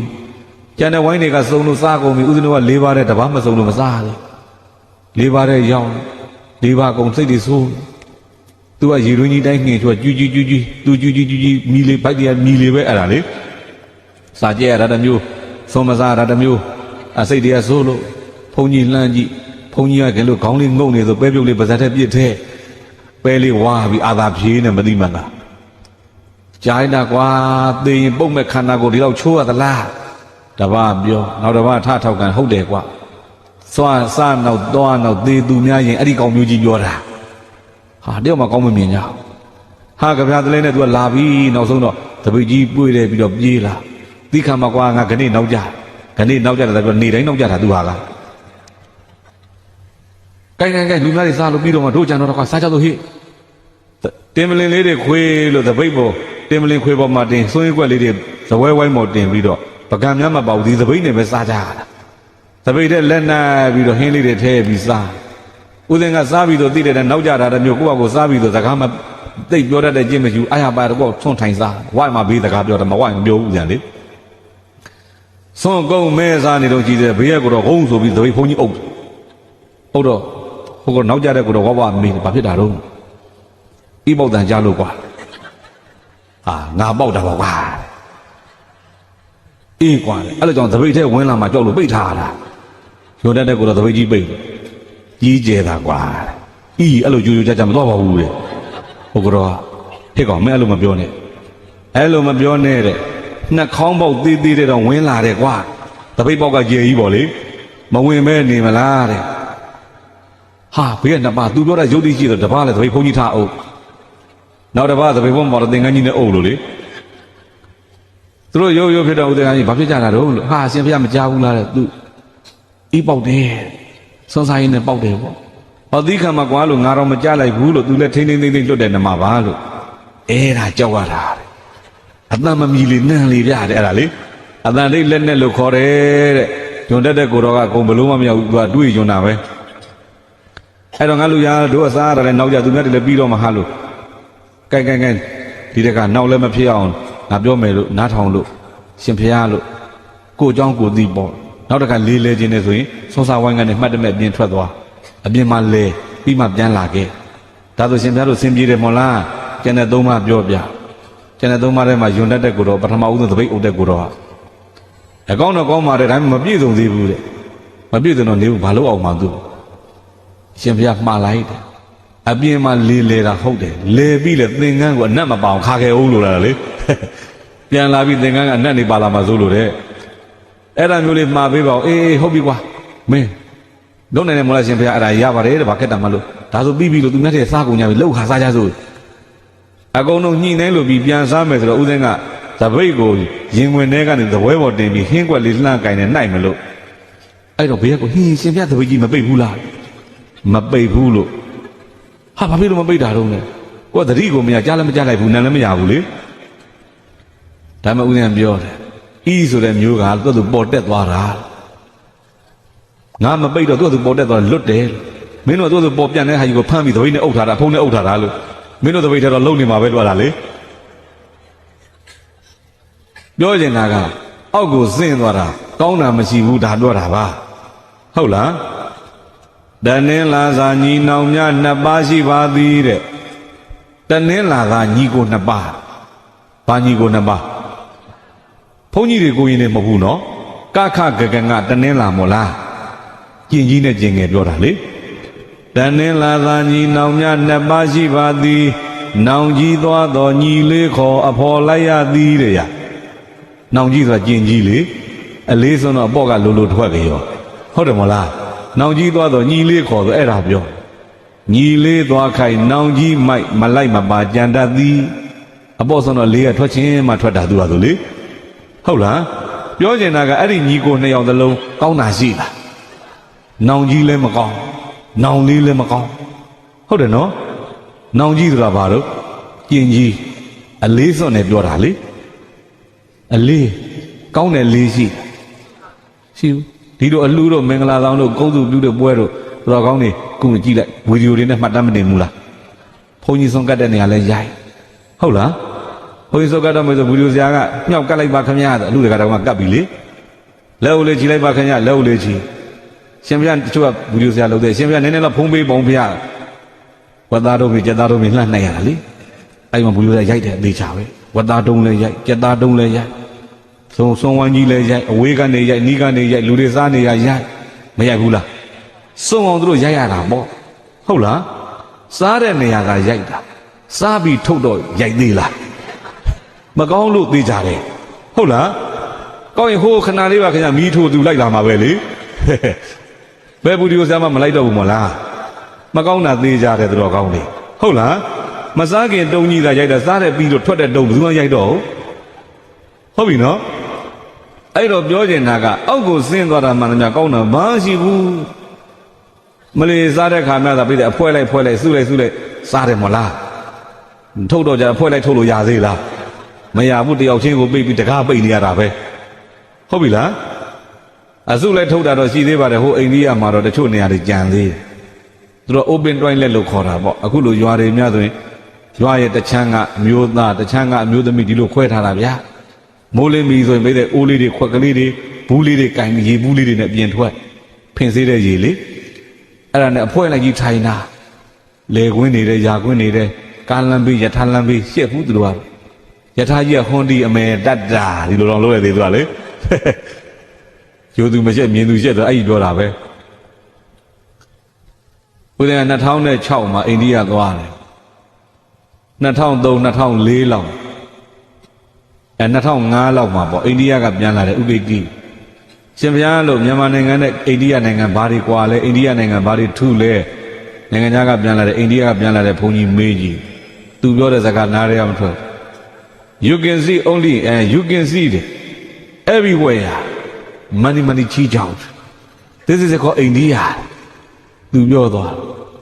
You can see the men in my everywhere near the Gamar. Money, chijo, the Yahuel. This is a India, India look for a way.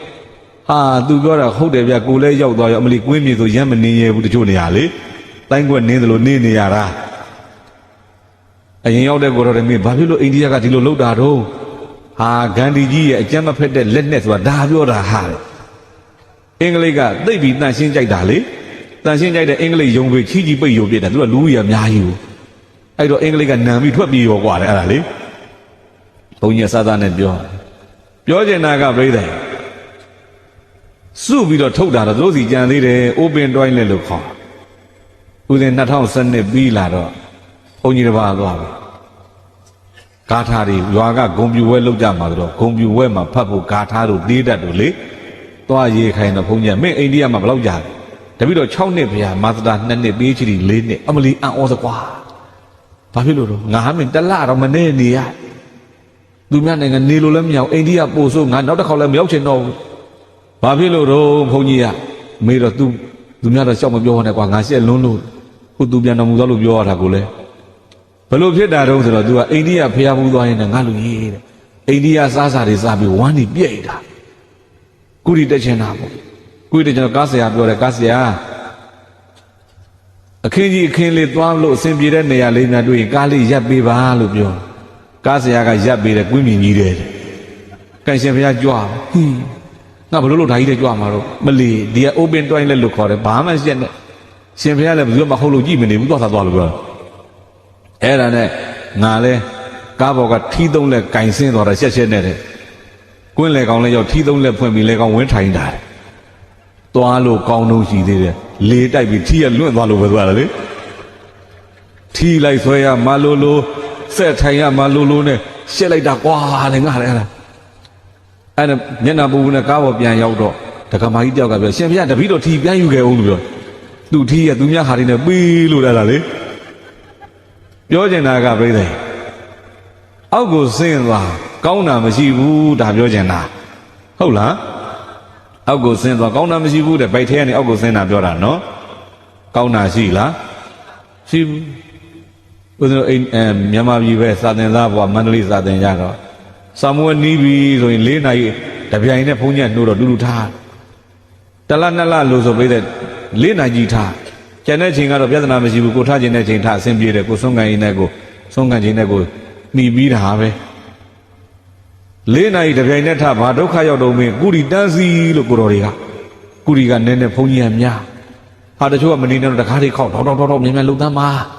တို့နေပြီးတော့မှာပါဟာတကားချစကားများဆိုအဲ့ဒါလေးလေတကားတွေများတပားထွက်သွားလိုက်ရင်နောက်တစ်ပါးကတကားကြီးတိုင်းလှုပ်ရတယ်ဘာဖြစ်လို့ရင်လူနဲ့မခံနိုင်ဘူးလေနန္နာတချို့ကလေကောင်မှမတ်တက်ရပြီးတကားကြီးဖွင့်မှအင်္ဂတိကြီးနဲ့ပြန်နဲ့ရမ်းထုတ်တာကောင်းလို့လားမကောင်းလို့လား အနတ်မကောင်းလို့ပေါ့အထူးထူးခြားခြားတပါးဥစဉ်ရှိရတပါးကြသူ့လက်ရောက်တော့သူကထသွားကိုလက်မြောက်သူတော့ထိုင်းနေသူ့ကြတော့တကားလက်ဒီလိုမလုပ်ဘူးလဲကောင်ရပ်ပြီးမတ်တက်ရပ်ပြီးသင်္ကန်းနဲ့လည်းခါမထုတ်ဘာလို့တော့တကားကိုနည်းနည်းလေးဖွင့်ပြီးခန္ဓာကိုယ်ကပြင်ဘက်ကခေါင်းလေးတင်သွင်းနေတာသူကဟာဒီကတော့ပုံစံတစ်မျိုးပါလားဘယ်နဲ့လှုပ်တာတော့အောင်မင်းနဲ့ရှူတယ်ဗျာရှူကနေရှူဟင်းယောနာလို့ဘယ်နဲ့လှုပ်တော့ဥပ္ပင်ငိမ့်နဲ့သူပဲရှင်ဗျာဥပ္ပင်ငိမ့်လို့ဘာလှုပ်တာတော့ ရှူတာလေးကွာမိလီသူများနန်လို့ခါတော့ရှင်မြတ်ရှူရတယ်လို့အဲ့ဒီလူတွေနီးမသိလို့တဲ့တခါကောင်အာရပါရရှူနောက်ဟာဒီမနန်ဘူးတဲ့အဲသူပေးတဲ့နီးပြတာလေ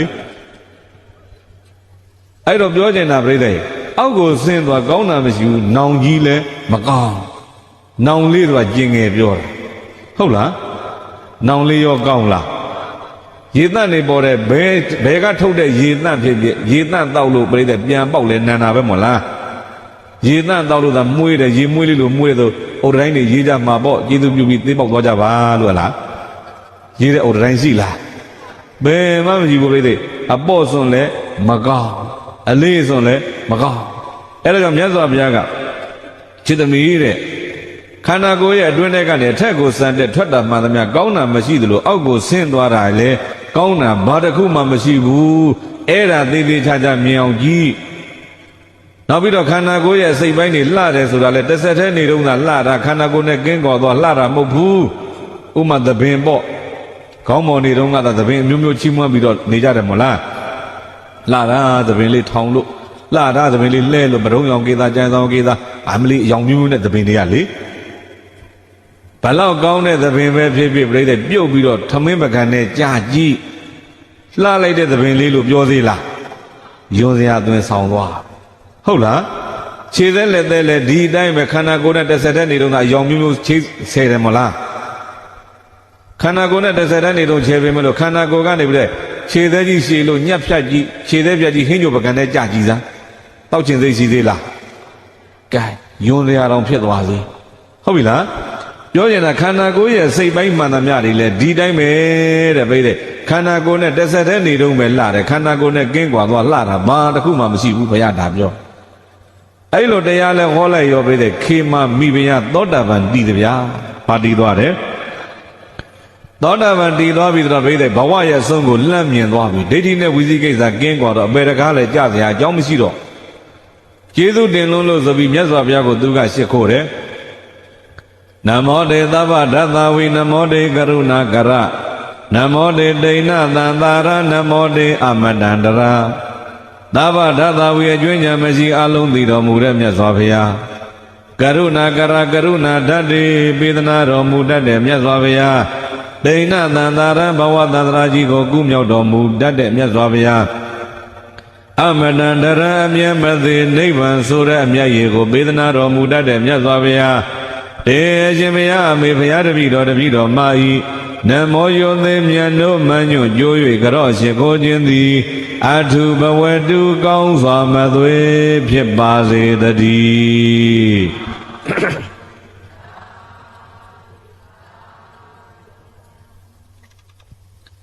သိလိုက်တာတဲ့မြတ်စွာဘုရားခြေပြားကနေသပင်ပြားတွေသိ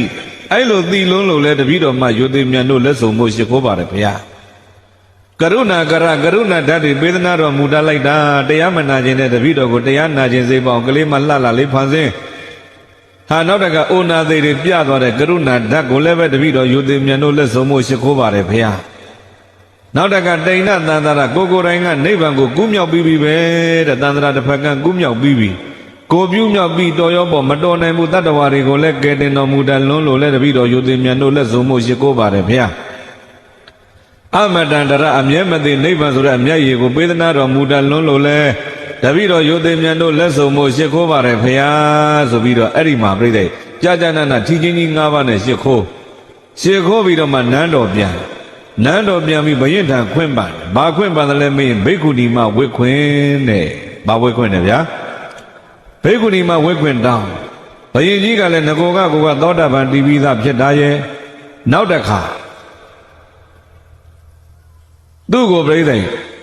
ကျောင်းတကာကြီးဖြစ်နေတာရဲ့ဆိုတော့အကျောင်းကသာသနာဘက်မှာအလွန်ရင်းနှီးတဲ့တကာကြီးဆိုတော့ခေမမိဖုရားကိုလွတ်ကူပဲဘိက္ခုနီမဝတ်ခွင့်ပြုပြီးတော့ညနေစောင်းတော့ပြိဿရွှေဝေါပေါ်တင်ပြီးတော့မှခေမမိဖုရားကိုထမ်းပြီးဘယ်သွားကြတော့မေးလိုက်တော့ဂေါရမီထေရီရဲ့ကျောင်းကိုသွားကြတယ်ဂေါရမီထေရီကျောင်းရောက်တော့ခေမမိဖုရားကနေတူတူပြောကြစို့ခေမထေရီဖြစ်သွားပြီဗာထေရီတဲ့ဗျာ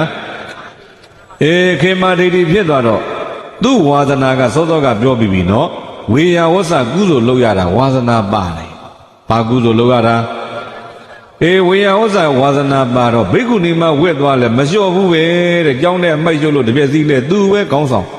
ရင်မရှိခတ်လဲသူပဲမိဖုရားကြီးကပြစ်လာပြီမဲ့ပြိတ္တဝေယဝဆကလှုပ်လိုက်တာဘိက္ခုနီမတွေနေတဲ့ကြောင်းထဲလာမေးတော့မဟုတ်ဘူးတဲ့ပြိတ္တတန်ဃာတော်ရှင်သူများများလာပြီးလာွယ်ဥပုပ်ပြုကြတာသိမ့်တယ်ဥပုပ်ပြုတဲ့သိမ့်က15ရက်မှတကြိမ်ဆိုဖုံနေမှုန်နေရှိမှာပေါ့တန်ဃာတော်များဥပုပ်ညနေ6နာရီပြုမယ်ဆို4နာရီလောက်ကလေးကအဲ့ဥပုပ်သိမ့်နဲ့သွားပြီးတပြည့်စည်းတွေလဲဖြာတွေခင်းကော်သောတွေခင်းဟာတန်ဃာတော်ရှင်သူမြတ်တွေမောရင်ပိုင်ရင်တောက်ရအောင်တောက်ရည်3ဆောင်ရည်တဲထားတန်ဃာတော်ရှင်သူများများအခုလိုဆောင်က6နာရီဆိုရင်မိုးချုပ်သွားမှောင်သွားလို့ရင်တပားနဲ့တပားမတိုက်မိအောင်စီမီထွန်းနေစီမီထွန်းလိုက်တော့တောက်နေတဲ့စီမီကွက်ရဲ့အထက်မှာလက်ကလေးနဲ့သွားပြီးတော့အုပ်ကြည့်လိုက်မီးတော့ရဲ့အရှိန်ကြောင့်ပြီးတဲ့လက်ကလေးမပူဘူးလားပူလိုက်တာဘာဖြစ်လို့ပူတယ်လဲဆိုတော့ပြီးတဲ့မီးတောက်ကြောင့်ပူတာမီးဘာကြောင့်တောက်တယ်လဲမေးရင်ပြီးတဲ့မီးသာရှိလို့တောက်မီးသာကိုတောက်အောင်ထောက်ပံ့ထားတာဘာလဲမေးစီကထောက်ပံ့တာ တကယ်လို့သာစီခမ်းရင်မိသားကျွမ်းမိသားကျွမ်းရင်မိတော်ငိမ့်မိတော်ငိမ့်ရင်ပူရာကနေဘာပြောင်းသွားမယ်အေးတာပြောင်းသွားမယ်ဒီလိုမလားဟာအဲ့ဒါလေးကြီးပြီးတော့ तू ကတရားသဘောလေးနဲ့ဆင်ခြင်မှုဒါလေး तू ကြံမိအဲ့ဒီမှာမြတ်စွာဘုရားကလည်းသူ့ကိုကြည်သူ့ကိုသိနေတာဖြစ်တဲ့အတွက်ဒါကြောင့်ချစ်သမီးတွေးနေတာကြံနေတာတွေမှန်တယ်တဲ့ဗဟိတဖြစ်ပြအိဇဒဆွဲသမီးတရားရှုလိုက်စမ်းတရားရှုလိုက်စမ်းဆိုတော့အဲ့ဒါကိုကြည်ပြီးတရားရှုတာ30တပုံဆိုတာစီမီခွက်တဲ့30တပုံဆိုတာကကိလေသာတဏှာလောဘဆိုတာစီရီကိလေသာတဏှာလောဘကခန္ဓာရှိတဲ့တတ္တဝါကမိစားခန္ဓာရှိတဲ့တတ္တဝါကသာဘုသမီးဘုဆွေးဘူးမျိုးဘူးအပူမှန်သမျှကမိတောက်တည်တဲ့ဗျဟုတ်လားဒါဆိုသာဘုသမီးဘုဆွေးဘူးမျိုးဘူးဒီအပူတွေကြောင့်ပူနေရတာဒီတခြားကြောင့်လားကိလေသာကြောင့်လားကိလေသာစီခိုင်းရင်ခန္ဓာမိသားကြီးမကျွမ်းဘူးလားခန္ဓာမိသားကျွမ်းပြီဆိုတော့ကောင်းတို့တွေကိုင်းသာဘုသမီးဘုဆွေးဘူးမျိုးဘူးပူစရာရှိသေးလားအဲ့ဒါကိုရှုမှတ်စင်ញင်လိုက်တော့ပြီးတဲ့ခေမာထေရီယန္နာမကြီးဖြစ်သွားတယ်ဗျာဘာဖြစ်သွားတယ်အသောကင်းกว่าတဲ့ယန္နာမကြီးဖြစ်သွားတော့တစ်မျိုးလုံးကကြီးညိုလိုက်ကြတာနံပါတ်1အလှကိုစွန့်ရဲလို့စွန့်ရဲတဲ့တတ္တိကြောင့်ကြီးညိုတဲ့လူတွေကတစ်ဖွဲ့နောက်တကနံပါတ်2ကသူ့ကိုပြိဿမမြင်ဘူးလို့ကြည်ကျင်တဲ့လူတွေကတစ်ဖွဲ့နောက်တကပြိဿအသောကင်းกว่าယဟန္နာကြီးဖြစ်သွားလို့လည်းပဲကြီးညိုတဲ့လူတွေကတစ်ဖွဲ့စသည်ဖြင့်အဖွဲ့တွေကအများကြီးသူ့ကိုကြီးညိုကြတာကလေပုံစံမျိုးနဲ့ကြီးညိုကြတော့ကြောင်းထဲမှာမိုးလင်းကနေမိုးချုပ်ဟာလှူကျင်တန်းကျင်တဲ့လူတွေရောဖူးကျင်တဲ့လူတွေရောဆိုတော့လူတွေကိုရုပ်နေတာပဲခေမာထေရီတရားနဲ့နေချိန်ရှိသေးလားမရှိဘူးရာဇကြိုးသားနေရင်ဒီလိုဖြစ်နေဦးမှာပဲတဲ့ငါကဒီတိုင်းပြည်မှာဘယင်မကြီးလှုပ်လာတာဆိုတော့မဖြစ်ဘူးဒီကနေကတနေရာသွားမှဖြစ်မယ်ဆိုတာဝဋ္ဌိကိုသွားတာဝဋ္ဌိရောက်တော့တာဝဋ္ဌိမြို့ရဲ့အပြင်ဘက်မှာပြိဿတောအုပ်လေးတစ်ခုရှိတယ်မြို့နဲ့ဆက်နေတဲ့တောအုပ်နေ့တိုင်းမှာအဲ့ဒီတောအုပ်ထဲသွားနေတယ်တောအုပ်ထဲသူရောက်နေတဲ့အခိုက်ကောသလဘုရင်ကြီးကတိုင်းငံလှဲ့လှဲ့ရင်းနဲ့သူလည်းအဲ့ဒီတောထဲရောက်တယ်တောထဲလည်းရောက်ပြီးအမတ်တွေကိုမေးတယ်ဟဲ့အမတ်တို့ဒီတောထဲရှိသန်းဒီတောထဲရှားသန်းယဟန်တစ်ပါးများရှိမလားပညာရှိတယောက်ရှိမလားလိုက်ရှာခိုင်းတော့ယဟန်တစ်ပါးမှမတွေ့ဘဲနဲ့ခေမာထေရီသွားတွေ့ပါထေရီတွေ့တယ်ခေမာထေရီသွားနေတော့အမတ်တွေကပြောတယ်ဘုရင်ကြီးယဟန်တစ်ပါးမှတော့မတွေ့ဘူးခေမာထေရီတော့တွေ့တယ်ခေမာထေရီတွေ့လို့မဖြစ်ဘူးတဲ့ငါမေးခြင်းနဲ့မေးခွန်းကခက်ခဲတယ်နည်းနည်းတယ်ခက်ခဲနည်းနည်းတဲ့မေးခွန်းကိုဘိက္ခုနီမတယောက်သွားမေးရင်နှိမ့်ဆက်တယ်လို့ဖြစ်လိမ့်မယ်မဖြစ်ဘူးမေးလို့မဖြစ်ဘူးဒီလိုပြောအဲ့ဒီမှာမတ်တွေကဘယင်ကြီးတဲ့မိန်းကလေးဆိုပြီးထင်မသေးပါနဲ့တခါမျိုးသမီးတွေလည်းပညာရှိတာတွေပြည့်နေတာပါပဲအဲကြောင့်မိန်းကလေးကိုလည်းထင်မသေးနဲ့မေးတဲ့နဲ့ပေါ့ဒီလိုပြောတော့နာဟိသာဘေတုဌာနေတုပုရိသောဟောတိပန္တိတောဣတိပိပန္တိတာဟောတိတတဝိဇခဏနေရာတကာမှာယောက်ျားတွေကြီးပညာရှိတာမဟုတ်ပါဘူးမိန်းကလေးတွေလည်းပညာရှိကြပါတယ်အဲကြောင့်မေးတဲ့နဲ့လို့ပြောတော့ကောင်းပြီကွာဒါဆိုငါအရိနာပို့ဆိုပြီးဘယင်ကြီးခေါ်သွားတော့ဘယင်ကြီးခေမာထေရီနဲ့လည်းတွေ့ရောမေခွန်း၄ခုမေးသေပြီးတဲ့နောက်တတ္တဝါတွေရှိသလားတဲ့ဒါနံပါတ်1မေခွန်းပေါ့သေပြီးတဲ့နောက်တတ္တဝါတွေမရှိဘူးလားတဲ့ရှိတယ်လည်းမဟုတ်မရှိဘူးလည်းမဟုတ်ဘူးလားမရှိဘူးလည်းဟုတ်ရှိတယ်လည်းဟုတ်ဘူးလားနဲ့မေခွန်း၄ခုကတတ္တဝါနဲ့ပတ်သက်လို့ကြီးမေးသွားသေပြီးတဲ့နောက်တတ္တဝါတွေရှိတယ်လို့ဘုရားဟောထားတာငါမကြားဘူးတဲ့ခေမာထေရီကဖြေတယ်၄ခုသလုံးကိုပြည့်ညင်းလိုက်တယ်ပေါ့သေပြီးတဲ့နောက်တတ္တဝါတွေရှိလားအဘိဓမ္မာမျက်လုံးနဲ့ကြည့်အစစ်မြင့်နဲ့ပညာနဲ့ကြည့်မြတ်စွာဘုရားပြောထားတာရှိလောကကြီးတစ်ခုလုံးကြည့်ကျင်ရကြည့်ယုံနဲ့နံပဲရှိဘာနဲ့ဘာပဲရှိတယ်ယုံနဲ့နံပဲရှိတယ်လို့ဘုရားကအဘိဓမ္မာမျက်လုံးနဲ့ကြည့်တဲ့အခါအမြင်ကိုပြောထားတော့ခေမာကတတ္တဝါရှိတယ်လို့ဖြေလိုက်ရင်ဘယ်နဲ့လွဲမသွားနိုင်ဘူးလားလွဲသွားနိုင်တာပေါ့အဲ့ဒါကြောင့်သေပြီးတော့တတ္တဝါတွေရှိတယ်လို့ဘုရားဟောတာငါမကြားဘူးသူဒီလိုဖြေတာနောက်တကအဲ့ဒီယုတ်တရားနံတရားတွေကရောဘယ်နဲ့မြဲလားဟာစိတ်ခဏလေးအတွင်းမှာကိုရုပ်ပေါင်းများစွာစိတ်ပေါင်းများစွာဖြစ်ပြနေကြတာမဟုတ်လားအဲ့ဒါတွေကိုသိပြီးတဲ့နောက်ကိုသွားပြီးလှမ်းပြီးတွေးပြီးတော့ရေတွက်နေမယ်ဆိုရေတွက်လို့ရနိုင်ပါမလားလက်ဖြင့်တက်တွက်မျက်စိတမိတ်တွင်းမှာကိုစိတ်ကဂရေချီပြီးဖြစ်ပြတာကိုဗျာဟုတ်ပြီလားအဲ့တော့ခေမာကပြန်မေးတယ်ဘုရင်ကြီးကိုမေးပါမယ်ကြိုက်တယ်လို့ဖြေကြည့်လိုက်စမ်းပါဘုရင်ကြီးရဲ့တိုင်းပြည်ထဲမှာအလွန်တော်တဲ့ပညာရှင်တွေရှိကောင်းရှိပါလိမ့်မယ်တဲ့ရှိပါတယ် အလွန်တော်တဲ့သင်္ချာပညာရှင်တွေကသင်္ချာပညာရှင်တယောက်ကိုခေါ်ပြီးတော့ခေငါမြစ်ထဲမှာကစုံနေုံဆိုရေခမ်းပြီးသဲတောင်မြင်ကြီးတွေပေါ်လာတတ်ပါတယ်အသဲတောင်မြင်တွေကသဲပွင့်လေးတွေကိုရေနိုင်တဲ့ပညာရှင်များဘုရင်တိုင်းပြည်မှာရှိသလားတဲ့ဒီလိုမေးတာကဲသဲတောင်မြင်တွေကသဲပွင့်ကိုရေနိုင်တဲ့ပုဂ္ဂိုလ်ရှိပါမလားနှုတ်စီဘူးတပူလုံးရေဖို့မလွယ်ဟုတ်လားဟာသဲတောင်မြင်တွေကသဲပွင့်တော့ဘယ်ရေနိုင်လိမ့်မလဲအဲ့လောက်ကျွမ်းကျင်တဲ့ပညာရှင်ဘယ်ရှိမလဲပေါ့များလွန်းလို့လားများတယ်ဆိုဘုရင်ကြီးရဲ့တဲ့သဲပွင့်ကိုအဲ့လိုမလုပ်ပါနဲ့မြေထဲစီးနေတဲ့ရေတောင်မဲ့ပြည်တောင်းတဲ့ချင်းကြီးပြည်တောင်းမောင်းဘလောက်ရှိမယ်လို့ရောရေတွက်လို့ရလားမရပါဘူးဟာအဲ့ဒါပြောလိုက်တော့မှဘုရင်ကြီးဒီတိုင်းပဲဆိုတော့သဘောပေါက်ပြီးဆိုဘုရင်ကြီးအဲ့နာကထပြန်ပြီးတော့မြတ်စွာဘုရားစီသွားတော့ပြိဿဒီမေကွန်၄ခုမေးတဲ့ခေမထေရီဒီလိုဖြေတယ်ဘာတစ်ခုမှမပြောဘဲနဲ့ဘုရားကိုအဲ့ဒီမေကွန်၄ခုပဲထမေးတယ်ဘုရားဖြေတဲ့အဖြေနဲ့ခေမထေရီဖြေတာနဲ့တထသေးပဲတဲ့သူတော်ကောင်းတို့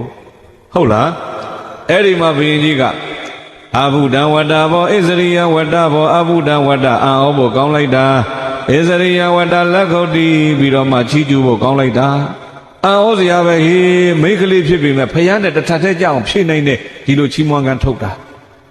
နောက်တနေ့အာယုံချင်းလင်းတော့ပရိသတ်လူပုံလဲမှာခေမထေရီကိုမြတ်စွာဘုရားကဧတရက်ပြီးတယ်ဘာဧတရက်လဲမိလိုက်တော့ပညာအသာဆုံးဧတရက်ပညာဧတရက်ပေါ့ဘာဧတရက်လဲဧရရကဘေကဝေမမသာဝိကဏဘေကုဏီနမဟာပညာနယရိရံခေမဘေကဝေယံတော်များဦးခြင်းသားတို့မမသာဝိကဏငါဘုရားရှင်ကိုတော်မြတ်ကြီးရဲ့တပည့်သာဝကအမျိုးသမီးတွေထဲမှာဘေကုဏီနဘေကုဏီမတို့တွင်ယရိရံယာယံခေမအချင်းခေမလို့ခေါ်တဲ့အမျိုးသမီးသည်အဋ္ဌိတန်တိရှိပါပေ၏ဧသာခေမအဲ့ဒီခေမလို့ခေါ်တဲ့ဘေကုဏီမသည်မဟာပညာနပညာကြီးကျယ်တဲ့နေရာမှာတော့ဧကံအမြတ်ဆုံးအသာဆုံးဖြစ်တယ်ရဲ့လို့ဘဂဝါဘုန်းတော်၆ပါးသခင်ဘုရားရှင်ကိုရောမြတ်ကဧရရကထာနေဧရရအရာ၌ထပေသည်ကောင်းစွာမသွေထားတော်မူခဲ့ပါပေသတည်း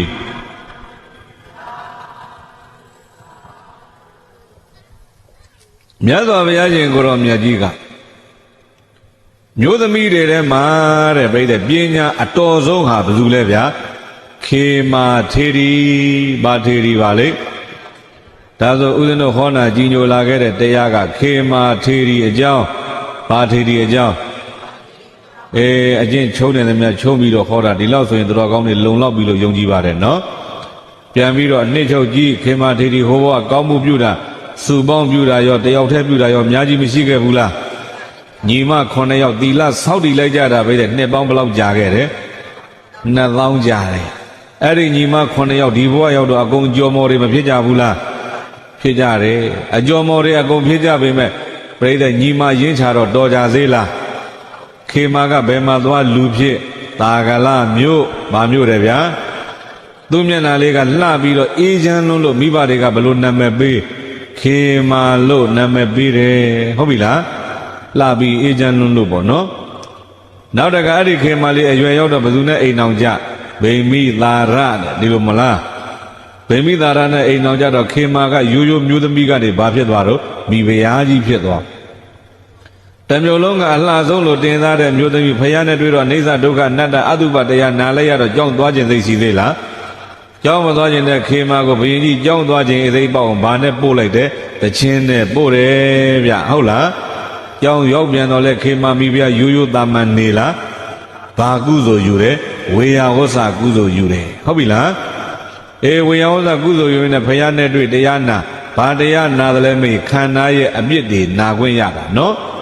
ခန္ဓာရဲ့အပြစ်ပြိတဲ့ဖယားပြောပြတာဂါထာတစ်ပုဒ်သေးကိုကဘယ်နှမျိုးပါတယ်5မျိုးဘယ်နှမျိုးခန္ဓာအပြစ်က1အာတုရခန္ဓာကိုယ်ကဘာသဘောရှိတယ်နာတတ်တဲ့သဘောရှိအတုစီမစင်ကြယ်တဲ့သဘောရှိပုတိပုတ်တတ်တဲ့သဘောရှိတယ်ဥက္ကရန္တထက်ကိုစံတက်ပြီးထွက်တာကောင်းတာဘာမှမရှိဘူးပက္ကရန္တအောက်ကိုဆင်းသွားပြန်တော့လဲကောင်းတာဘာတစ်ခုမှမရှိဘူးဆိုတဲ့ဒီတရားမျိုးနားလဲရတော့ခေမာသောတာပန်တည်ပါတယ်သောတာပန်တည်တော့ဘယင်ထံခွင့်ပန်ပြီးဘိသိက်ဘိက္ခုနီမဝိဘိက္ခုနီမဖြစ်သွားတဲ့ခေမာဘိသိက်ဘာကိုကြည့်ပြီးတရားကျင့်တယ်စီမီခွက်ဗျာဘာကိုကြည့်ကျင့်တယ် စီမီကွယ်လေမီးတောက်တာဒီတခြားကလားမီးစာကလားအဲ့ဒီမီးစာကိုမီးတောက်အောင်ထောက်ပံ့ထားတာကစီဒီလိုမလားဒါဆိုရင်တော်ကောင်းတို့ဥဒ္ဒနတွေလည်းပဲကိလေသာစီရှိနေသေးခန္ဓာမီးစာရှိအောင်မယ်ခန္ဓာရှိနေသေးသာဘူးသမီးဘူးဆွေးဘူးမျိုးဘူးရှိကြအောင်မယ်ဒီလိုမှတ်လိုက်ကြနော်ကိလေသာစီခန့်ရင်ခန္ဓာမီးစာကျွမ်းပြီးသာဘူးသမီးဘူးဆွေးဘူးမျိုးဘူးအပူမှန်သမျှဖြစ်เสียအကြောင်းရှိသေးလားမရှိဘူးဆိုတာကိုခေမမိဖုရားခေမထေရီဟာတရားရှုမှတ်ပြီးယဟန္တာမကြီးဖြစ်ရတာပါဗျာဟုတ်ပြီလားအေးအဲ့ဒါကြောင့်အလုံးစုံတော်ကောင်းတို့တွေမြင့်မြတ်တဲ့ခေမထေရီရဲ့ဘဝဇတ်ကိုကြားနာရတဲ့အတွက်ဒါကြောင့်မြင့်မြတ်တဲ့ဘုံမြင့်မြတ်တဲ့ဘဝမြင့်မြတ်တဲ့ဌာနတွေမှာပိုင်ဆိုင်ကြကိုပြီးလျင်အမြတ်ဆုံးဖြစ်တဲ့နိဗ္ဗာန်ချမ်းသာကိုရရှိရောက်ရှိနိုင်ကြတဲ့သူတော်ကောင်းများဖြစ်ကြပါစေလို့ဆုတောင်းပေးရင်းနဲ့ပဲဒေသနာဏိဂုံကမ္မဖုံးကြပါစို့ဤမန္ဓမ္မဒေသနာဤတရားဒေသနာတော်ကိုသုတ်တဝါနာကြားနာရပြီးတော့မှ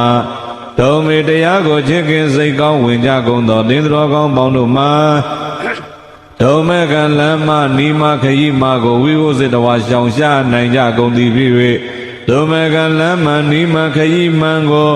ဥဆုံးဖြောင်းဖြောင်းမတ်မှန်ရန်တူကောင်းစွာမသွေလိုက်သွားနိုင်ကြပါစေကုန်သတည်း